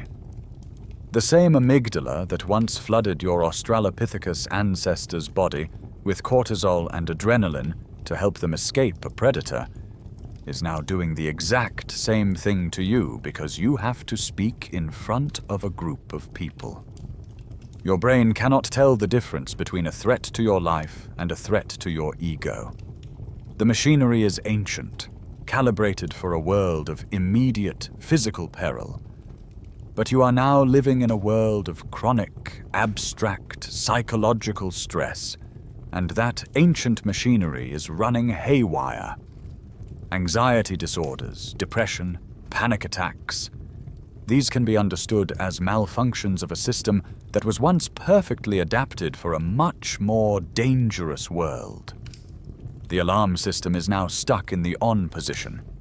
At the turn of the 20th century, a Viennese doctor named Sigmund Freud would embark on the first systematic exploration of this inner darkness.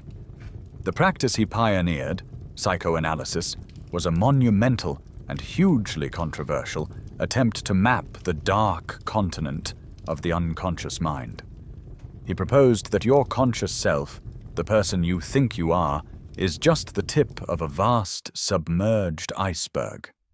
Below the surface lies the unconscious, a churning, chaotic sea of repressed memories, forbidden desires, and primal fears that secretly drives your behavior.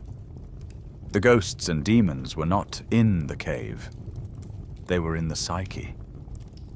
Freud's expedition, with its strange vocabulary of IDs and egos, was as bold and as terrifying as any journey into an unmapped wilderness. The monsters in this new internal landscape are subtle, but no less terrifying for it.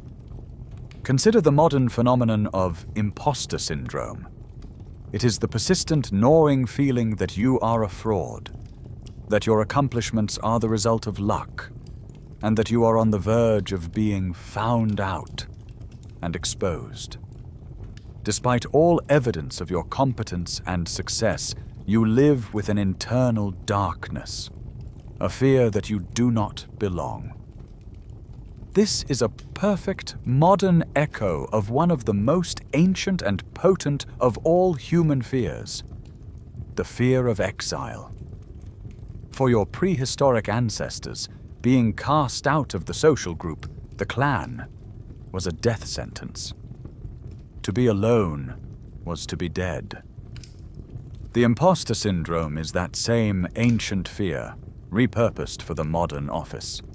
It is the terror that the tribe will see you for what you really are, an outsider, and cast you out into the wilderness. This raises one of the most urgent and debated questions in modern public health and psychology. It seems as though every year, rates of anxiety and depression are rising. Are these rising rates simply a result of better diagnosis and a greater willingness to talk about mental health? Are we just getting better at naming the darkness that was always there? Or is there something about modern life itself that is genuinely more stressful in a way that fundamentally dysregulates our ancient nervous systems? Is it the constant stimulation of social media, the breakdown of community ties, the relentless pressure of a 24/7 work culture? Is our brilliantly lit, hyper-connected, and physically safe world so profoundly unnatural that it is, paradoxically, making us sick with fear? The answer is likely a complex tangle of all these factors. You are a Stone Age creature, with a Stone Age nervous system, trying your best to navigate the anxieties of the Space Age, and it is taking its toll. And so, after a journey of 3 million years, we end exactly where we began. We are back with you. You are here now, safe in your bed. The city outside hums with a low electric thrum. The world beyond your window is awash with the artificial twilight of street lamps, a world your ancestors would have regarded as an impossible, heavenly miracle. You are at the absolute apex of safety in the entire history of the human species. And yet, a car passes by on the street. Its headlights sweep across your room, projecting a distorted, elongated shadow of a tree branch onto your wall. For a fraction of a second, that shadow looks like a long, grasping arm. Your breath catches in your throat. Your heart gives a single, hard, painful kick against your ribs. A moment later, a floorboard downstairs lets out a loud creak as the house cools and settles. Your eyes snap open in the dark, your ears straining. Every muscle in your body suddenly as taut as a drawn bowstring. It is, of course, nothing. You know it's nothing. Your rational 21st century brain dismisses it in an instant.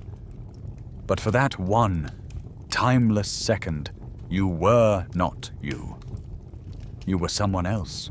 You were the hunter-gatherer, listening for the snap of a twig outside his flimsy shelter. You were the Neanderthal, peering into the deep blackness of the cave. You were the small, terrified Australopithecus, huddled in a rocky outcrop, watching a pair of glowing eyes in the grass. That jolt of cold, electric fear is your inheritance.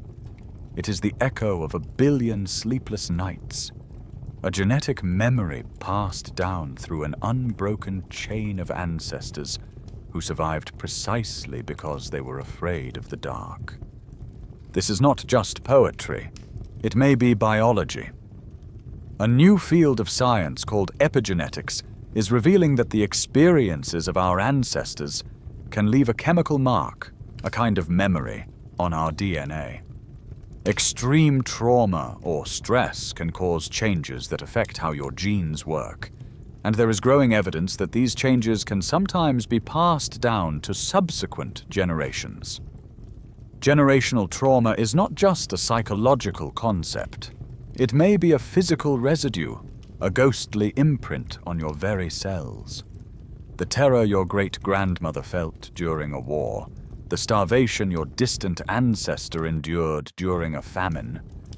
That fear might still be whispering to your amygdala from deep within your own genetic code.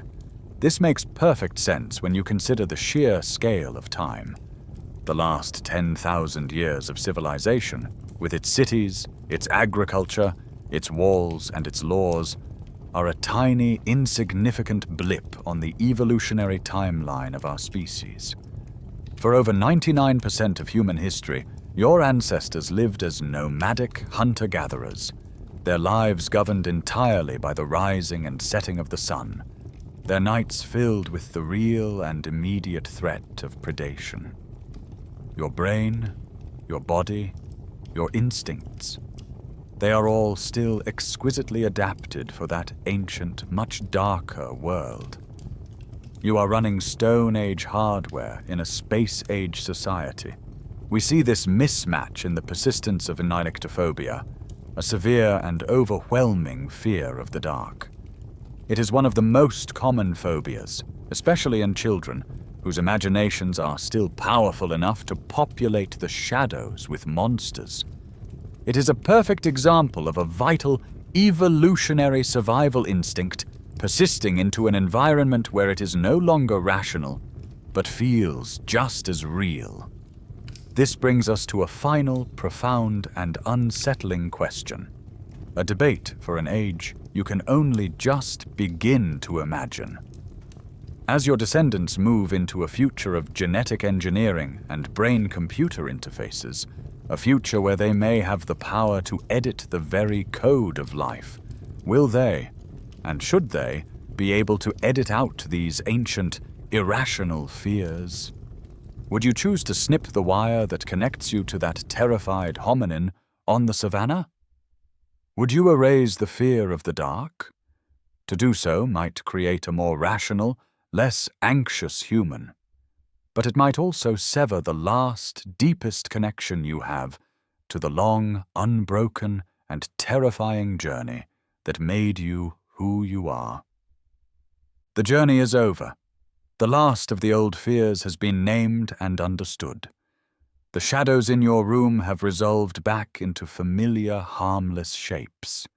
That ancient twitch, that inherited flinch, can finally be still. You are safe.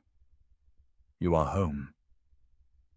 The long, long night of your ancestors is over, and you have at long last survived until the dawn. The light that seeps through your window is not the hostile alien glare of a distant star, nor the flickering, uncertain glow of a dying fire.